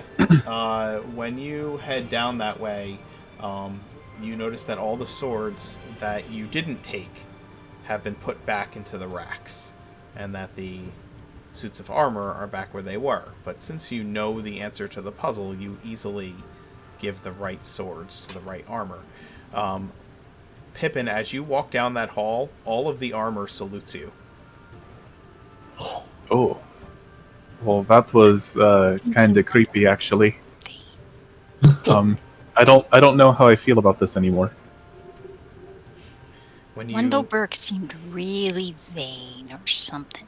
when you get to the door you broke down, it is still broken down, and you head up to Wumbleberg's rooms and go inside. Pippin, one of the portraits in that hallway is now of your father. Mm-hmm. Only you would know this. The others would notice that one of the portraits is different. Actually, well, yeah. Different or an additional portrait? No, Bowie different. literally remarked that he didn't have any children. So Bowie would very clearly notice that this was different. Yeah, one of the portraits is different than it was previously. Because all of you were in the range of the spell, you remember what the previous portrait was. But perhaps somebody who hadn't been there when you cast the wish would not. I wasn't actually there. Oh, I'd you run away. weren't. Then Nope. you don't notice that one of the portraits is different. That was the portrait that was there the last time you were here too. I don't care either. Okay. I think It's the only people. You We enter, ignore people. you enter his chambers, and his body still lies where you left it, on the chair. I pull out the shroud. It's got a big old W embroidered across the front. You wrap Wumbleberg in the shroud and carry his body out. You lower him down to the cart where the coffin lies and place him in the box. You find an appropriate patch of ground nearby. What kind of a place are you looking for? Anything in particular, or simply the nearest diggable site? The nearest diggable site. Okay. There's like a... you find just a mossy patch of ground close by to where the cliff face is, just off the path that leads up here. We should probably like check his pockets and stuff to make sure we don't need any more like keys and stuff. Supposed to do that before you wrap him in the shroud. Right, that's what I meant. But we just started describing wrapping him in the shroud. I was like, wait. You Yeah. He's just wearing a smoking jacket, right? And there's nothing. He had like Did we that let weird him- neck thing on. That's why I didn't know if he was like wearing an amulet or anything. Oh yes, Just an he ascot. is wearing an amulet. We're gonna probably want anything of value. That, I'm assuming that it's he, gonna. yes, you have the amulet he is wearing, and you do take that. That's the only thing he has on him of value. Do we leave him his decanter in the coffin? So he's not lonely. Yeah, we should probably like the whiskey glass or the thing he was drinking out of. Should we maybe put it in with him? I don't care either way. If you want to waste some good whiskey. I Say think it was it's only- full. I think it's Tempting. only right. I'm gonna take his Scotch glass that he basically had, tuck it in one of the pockets for the smoking jacket, tuck the bottle of Scotch in the other one. Okay. So I you feel like he probably would want it that way.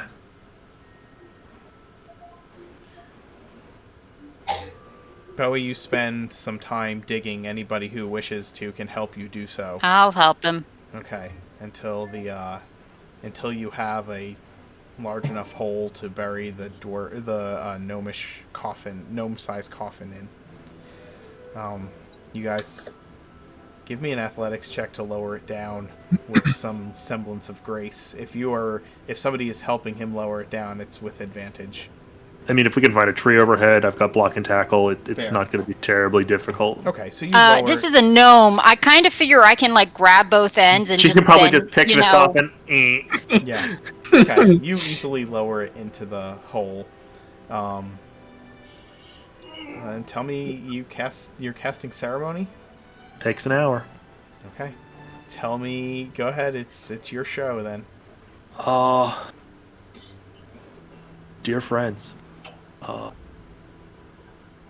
we are gathered here today to place to his final resting place, Mr. Wumbleberg.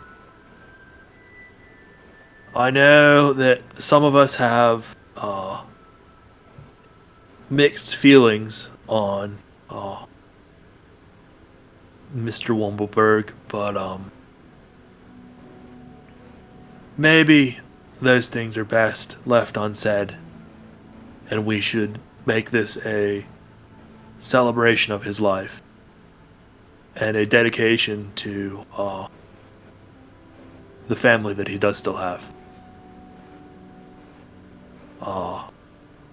I'd like to open the floor up to those of us who briefly knew Mr. Wundelberg.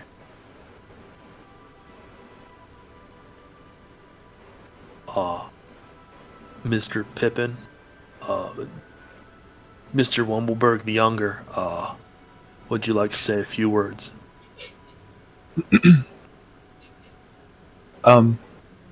Not really, but I guess it is my place to do so. My heritage lies here beneath us now. Gosh, I don't really know what to say. I didn't know him in life, and hardly knew him in death. May he rest in peace. And I'm truly sorry for the pain we have caused you.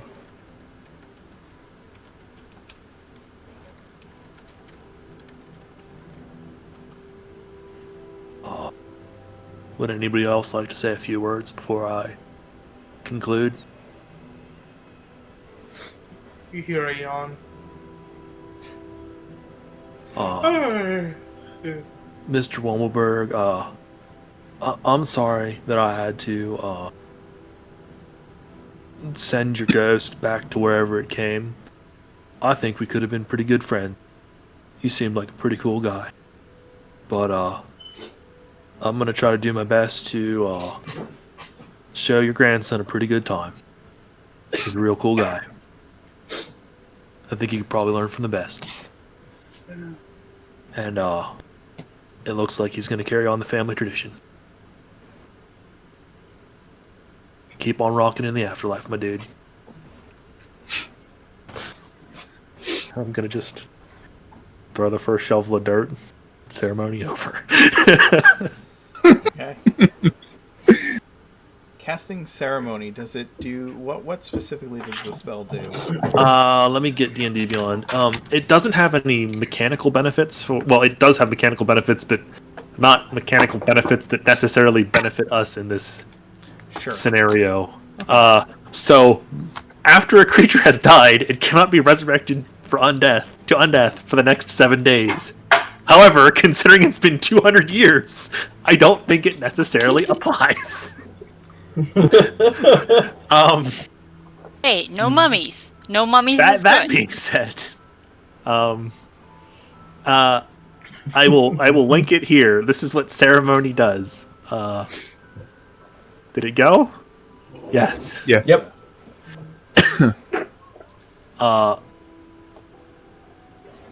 Dedication.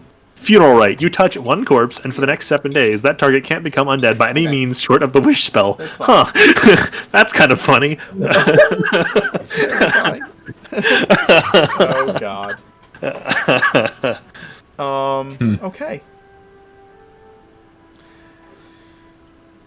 You, This is a very interesting thing. It seems to encourage very short marriages. And spousal death.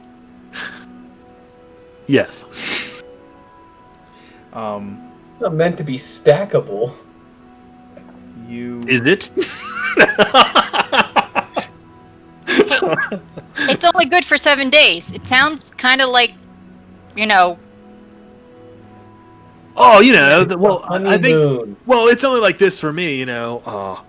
So, like, when the Seder were in, like, the Feywilds and stuff, marriages were kind of really short, but, like, not because, like, well, I don't even know that you'd call it marriage. It's more like a big party where everybody just kind of hangs out, if you know what I'm saying. I don't think This is what the repass is like. You know, like, hangs out. Nope, still don't get it. Well, one day you'll understand, Aramil. It's probably a good thing we moved away from that, but, I mean, maybe not, but probably a good thing. You guys, you all finish covering the coffin with dirt and patting it into place. Pippin, have you decided if you're leaving a plaque or not? I kind of look around just to see what my options are. There are a few trees and there's a rock nearby, like a decent-sized rock. The trees are a little sparse. I try to find like a very smooth rock that would look nice on its own, and I bring it back. And I say to the party, "Does anybody have a chisel?" Probably. I've got a climbing kit. There's enough in here you could probably figure out something. Sure. Okay. You were preparing for this, so then you would probably have the tools on hand to do what you need to do. Yeah, I mean, And even if I didn't, I think as an artificer, I can make a toolkit You can. for free. Yep. yeah. I would figure you'd just have bubbles etch words into the rock. Well, you yeah, could but acid engraving. Yeah. Pretty What- fitting. What do you do? What do you etch there? here we don't. Do we know his first name? You would. You would. I have to make sure I have it here. Hold on, Mark. I'm gonna DM you something on Discord. Go for it.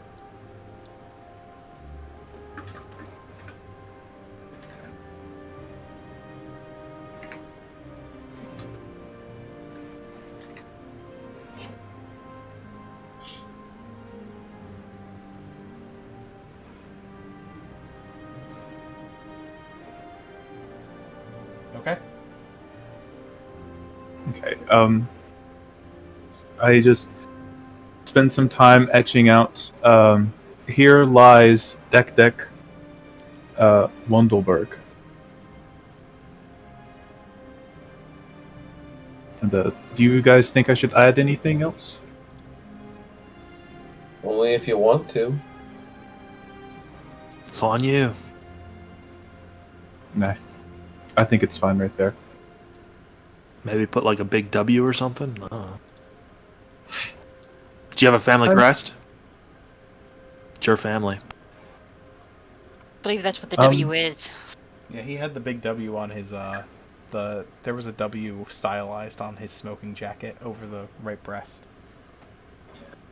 I don't have enough confidence in my stoneworking skills to do something like that. So We I do. think it's fine how it is. It's fine. You place the chiseled stone onto the burial mound. The words have been spoken. The deed has been done. You have taken the time to seal off the end of this life. And you're left with the halls and all that's within them. And I think we'll end there for this evening. With you guys all standing around the gravesite of this lost artificer who may have lost his way. I hope you guys had fun. It was a wild ride that led to a very somber moment. I will tell you that as you explore the halls, you find that small room that is off the side of his quarters has the controls for the traps. And that the kobolds seemed to have cleared out after most of their number was left dead in the halls. You take your time and clear out the bodies and gather what items you can that you can take back in the cart. And maybe you'll return to the halls at some point and make it your own, but for now you take the goodies that Longpaws was hoping to get. And I raid the bookshelf. If Pippin will let you. I was going to ask. I was going to read and possibly borrow. Without asking. I'm going to look over the books that you want to take, and Okay. if there's anything that's like dealing with artificery, I'll take them I'm for looking for myself. But you stories, can. not technical manuals. I'll send you a Yeah, list you of can have names everything of else. books in the notes channel on Discord, so you guys can have a list of those, and then you can use any downtime that you have to read through those books between sessions. You can make research rolls and whatnot to see if you learn anything as you read through them. Did you guys have fun? Yeah. Yes. I did. Good. You're all crazy. It's good to be back. Yeah, absolutely. Yeah, It I don't was- know where it my was head was at when I came up with that ridiculous idea. I don't know why I thought of that. It was a because this slam-packed place session. breeds that kind of thinking. Would you say? He said he has no idea where he came up with the idea for braiding your chest hair into a holy symbol, but I said that this group breeds that kind of thought process. I've been infected. Oh, man. We like to just do a little bit of an affirmation time after our games. Just pat each other on the back for some awesome role playing. If you out there in chat had some fun moments that you liked, go ahead and share them with us. We do ask that if you share anything for one character, that you'll share one for each. And for all of you, I'll just go down the list, ask you what your favorite moment for your character was, and then have the rest of the group chime in with their favorite moments for your character, as it comes to mind. Pippin, Gage, why don't we start with you? Do you have a favorite moment for Pippin today? I don't know.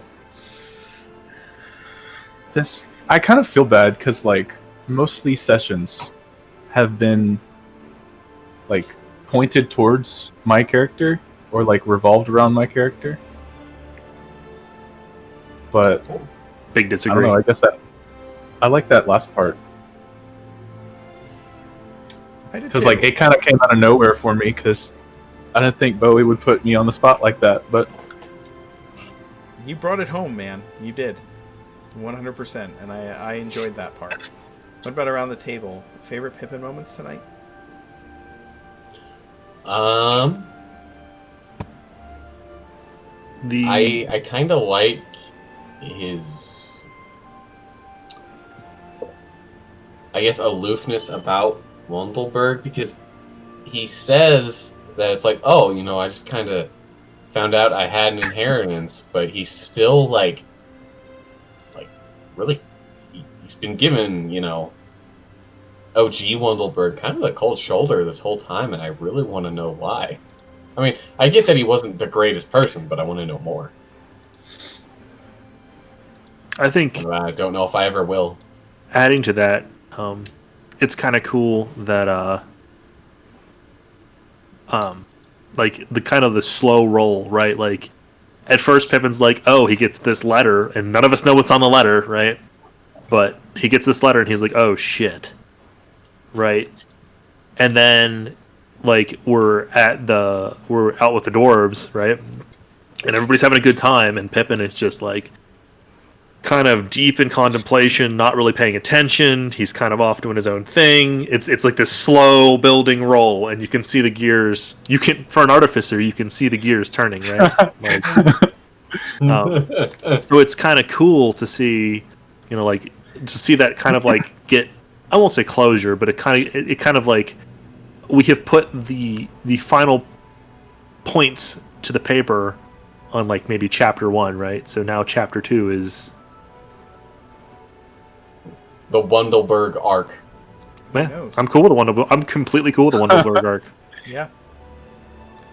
I mean, it wasn't designed to be as Pippin centric as it was, right? But it kind of like that's one of my favorite things about running games like this. You never know what players or choices are going to be and what's going to come of that, and sometimes I just put notes to paper that are very loose and they begin to string themselves together. I don't know how else to say it, but between the role play from the players and the choices you make and the notes I have and the things going on sometimes in other parts of other games, like suddenly things start tying together in ways that I never, ever, ever expected when I sat down to play.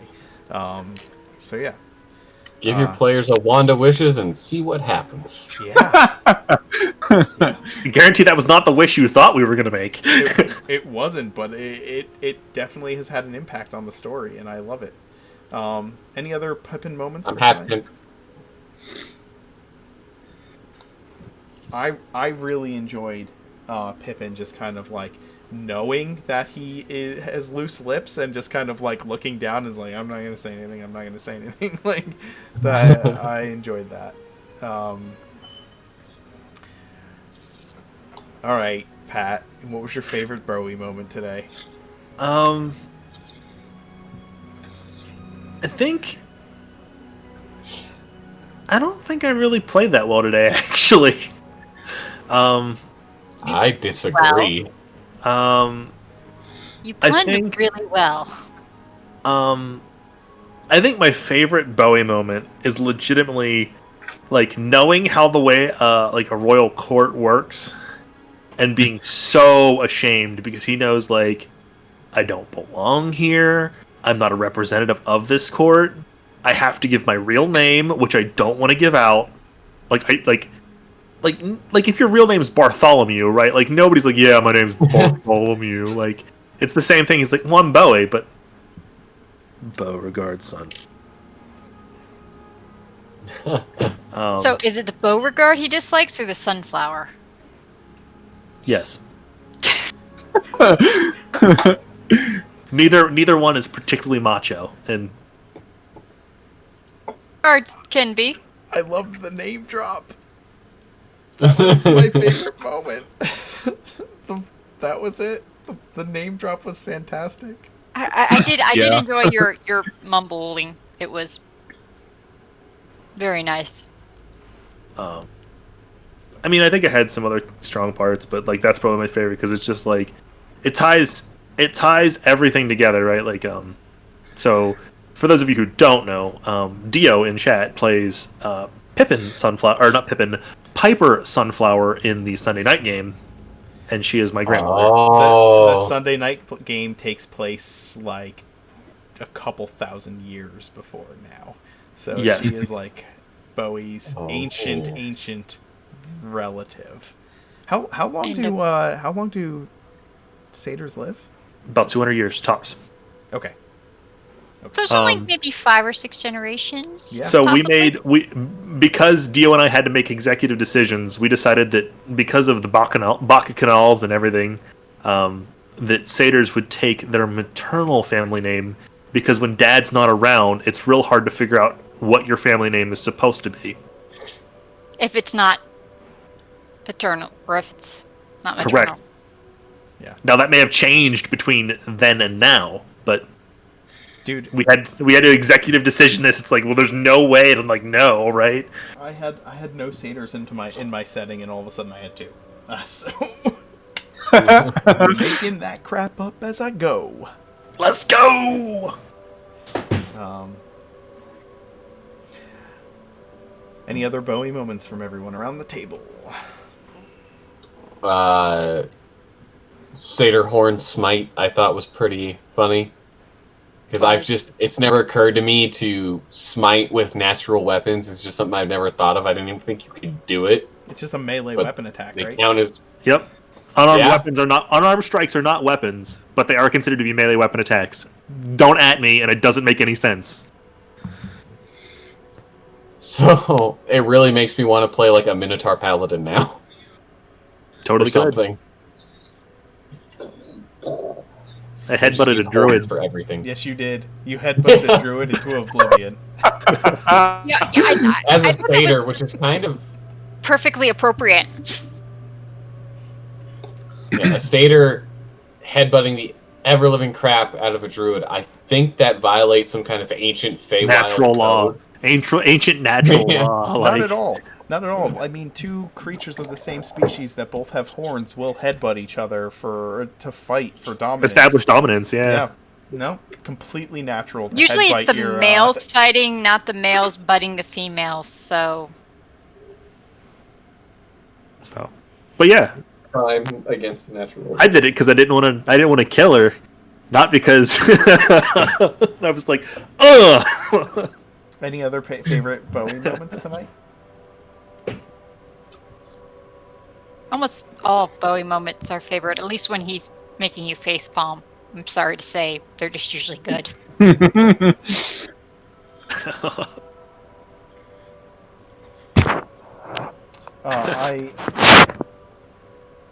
Yeah, there were a few moments that I really liked with Bowie today, but I think the name drop was my favorite one. Aramil Pippin. Or Aramil Pippin. Aramil Gage. What was your favorite Aramil moment? There's just too many names. Right Yeah, favorite Armil moment?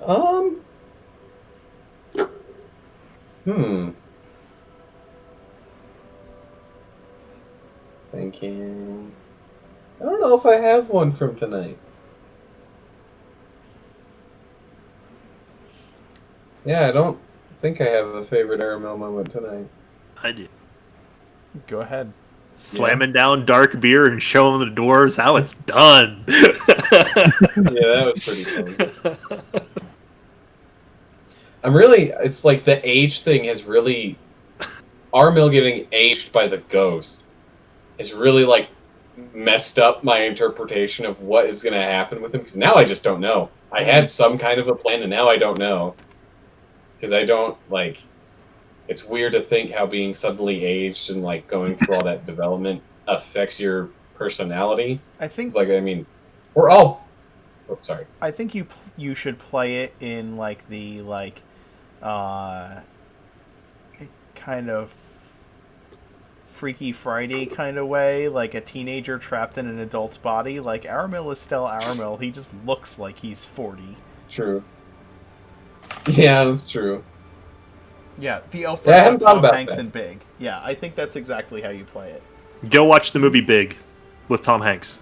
Absolutely. I completely agree. Yeah. Okay. And then get our artificer to make us a giant piano.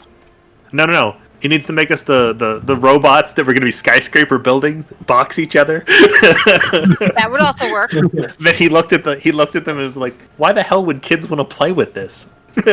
No. I'm just waiting for the Pippin. Oh my god! Like, freaking. Basically, Pippin did get like the fortune teller reading that makes Tom Hanks old in Big. Like, yeah. Wundleberg is basically the genie, or like the fortune teller machine in Big. Mm-hmm. Except without the reverse. So crazy. I know. Yeah. It all comes back to Tom Hanks. You don't age like Always as has if you been. went through life for all those years. Your body aged that time period, but you as a person did not. So, like, I think, yeah, you would still act like Aramil a kid. It's like, cool, I get to drink beer now because I look older. Like, yeah, and he's an elf, so he's like, you know, he looked like a 16-year-old kid before, and now he probably looks like 19 or 18 in comparison to humans, because, like, elves and crap. yeah, you probably you look like an adult. Okay, so you probably look like you're in your mid-20s for the average adult human. Okay. Mm-hmm. Anybody else favorite Aramil moments tonight? Aramil didn't do his usual, like, running all over town. I appreciated him having you having mentioned that, like, you got the W embroidered on the burial shroud. Like, there are some small details that you added to certain scenes that were really, really great that I liked. Big agree.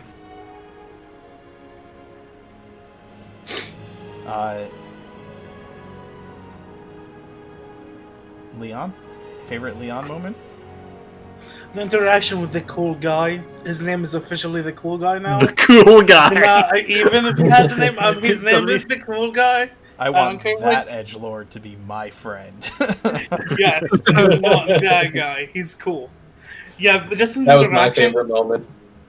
Yeah, basically, he doesn't care about the whole combat. He saw a guy that just climbed from a river, demanding someone to run away, fighting them, and standing with with an aura like that. Yeah, that's my hero now.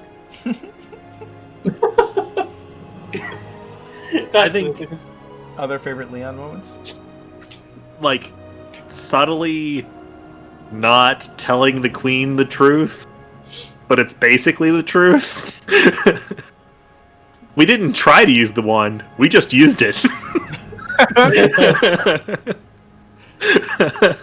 still think he should have said, "Well, I didn't." Yeah, that's my point. Where did he use the wand? I didn't use it. Yeah. I did not use the wand. I That did might- not use the wand. That might have been too pointed, though. That might be something that you... What do you mean you didn't use the wand? But good thing Oh, you I didn't could ask honestly that, say I Mark. did not see the wand used. That's true. Mhm. Anyone else?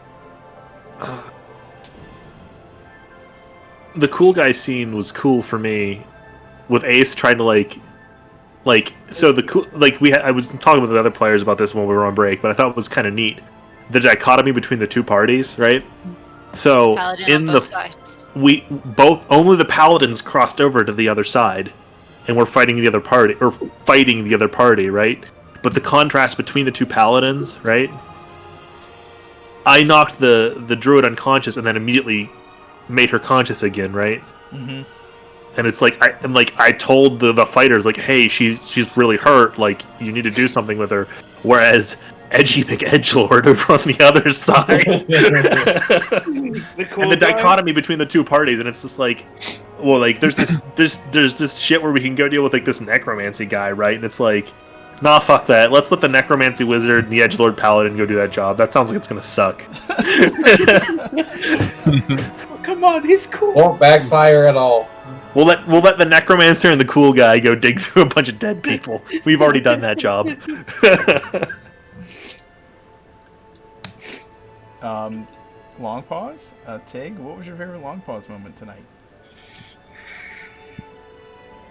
I'm keeping the key. It's all mine. Yeah. I really enjoyed the fact that you were like dead set on making sure you had enough supplies to get all of the shiny things outside of Wundelberg's lair.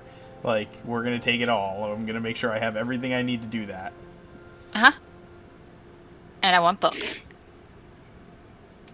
Yes, shiny things and books. This covers the important stuff. Absolutely. Because there are no longer small, cute, furry animals in there. No, they're just skunk in there somewhere. Oh, there might be a skunk in there somewhere. It's gonna like pop up at the most random times when you guys are hanging out in the hall. Cool. Then I'll get a pet. Then the skunk will be her guard, Yeah. basically. Are there long Guard pause skunk. moments around the table? I think mine was her fascination with the safe.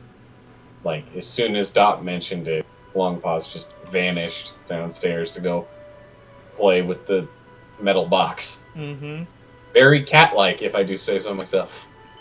To box. It's a box. Or when immediately after they throw 1,000 gold pieces, I'm gonna grab Mine. that, and nobody is gonna talk about it. I think my favorite long pause moment was she's out, we're with the dwarves hanging out, right? And she's drinking beer and having a good time, and then she realized, oh fuck, I might have to actually talk to people. Yeah, when you realize there's people around, that's when it gets scary. Until you realize there's people, everything's fine. Yeah. You gotta trick yourself into pretending they're not there. Uh-huh. Any Dungeon Master moments that stood out this evening? But the number of face palms were pretty interesting. Yes. You're welcome, Mark.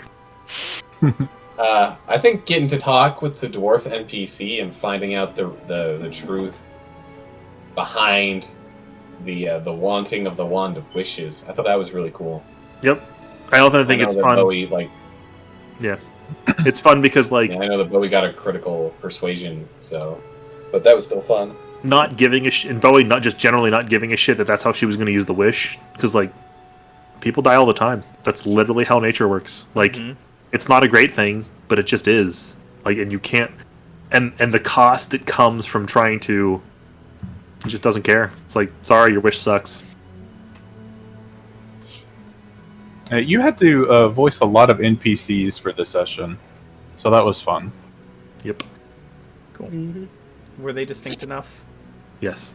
Awesome. Yeah. Yeah. I love that your dwarves have like a sort of Scottish Russian accent. It's so good. The in the one in Better the than old the Friday voices. game, in the old Friday game, the dwarf that was an NPC there had a Russian accent. It was a No, terrible. Svidania, comrade. Yeah, it's better than the voices I've been able to do at my game table for my Eberron game. I've been having a real struggle doing voices. Listen, Just imagining dwarves as tiny underground communists is just.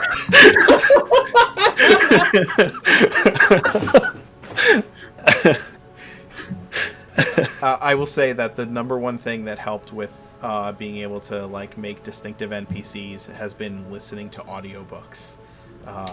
It helps. They are a awesome. lot. Yeah. NPR radio. Listen to NPR radio on your way to work, and when you're in the car, if you have like XM or anything like that, and just listen to all the people of different nationalities talk, and just try to mimic them. Yeah. That's how I practice all of my voices. Yeah, what's this in the car Yeah, my thing? drive to work isn't very long. So, My- but I'll my try and drive- 10 minutes a day. My drive to work is I roll out of bed and sit in my computer chair. That's right. Oh God. Cool. Well, thanks, guys. Ace. No Ace. problem. Ace. We didn't do Ace. Yeah. Yeah, we did. Did we? Oh, we did. Never mind. I'm an idiot. Yeah, we did. We got our. We did Well, cool at guys. least We did Leon cool now, guys. but doesn't matter. We did cool guys. Mm-hmm. The dragon breath moment too. Yeah, the dragon. Oh, the dragon breath moment was great. I enjoyed that very much. Absolutely, the dragon breath moment. Tiny. Yeah, that was cool. antagonists. All right, guys. Well, thank you for playing. I'm glad you guys had fun. It was a good time. And yeah, we can do this again next Friday. What do you think? 7 o'clock. Yep. I will be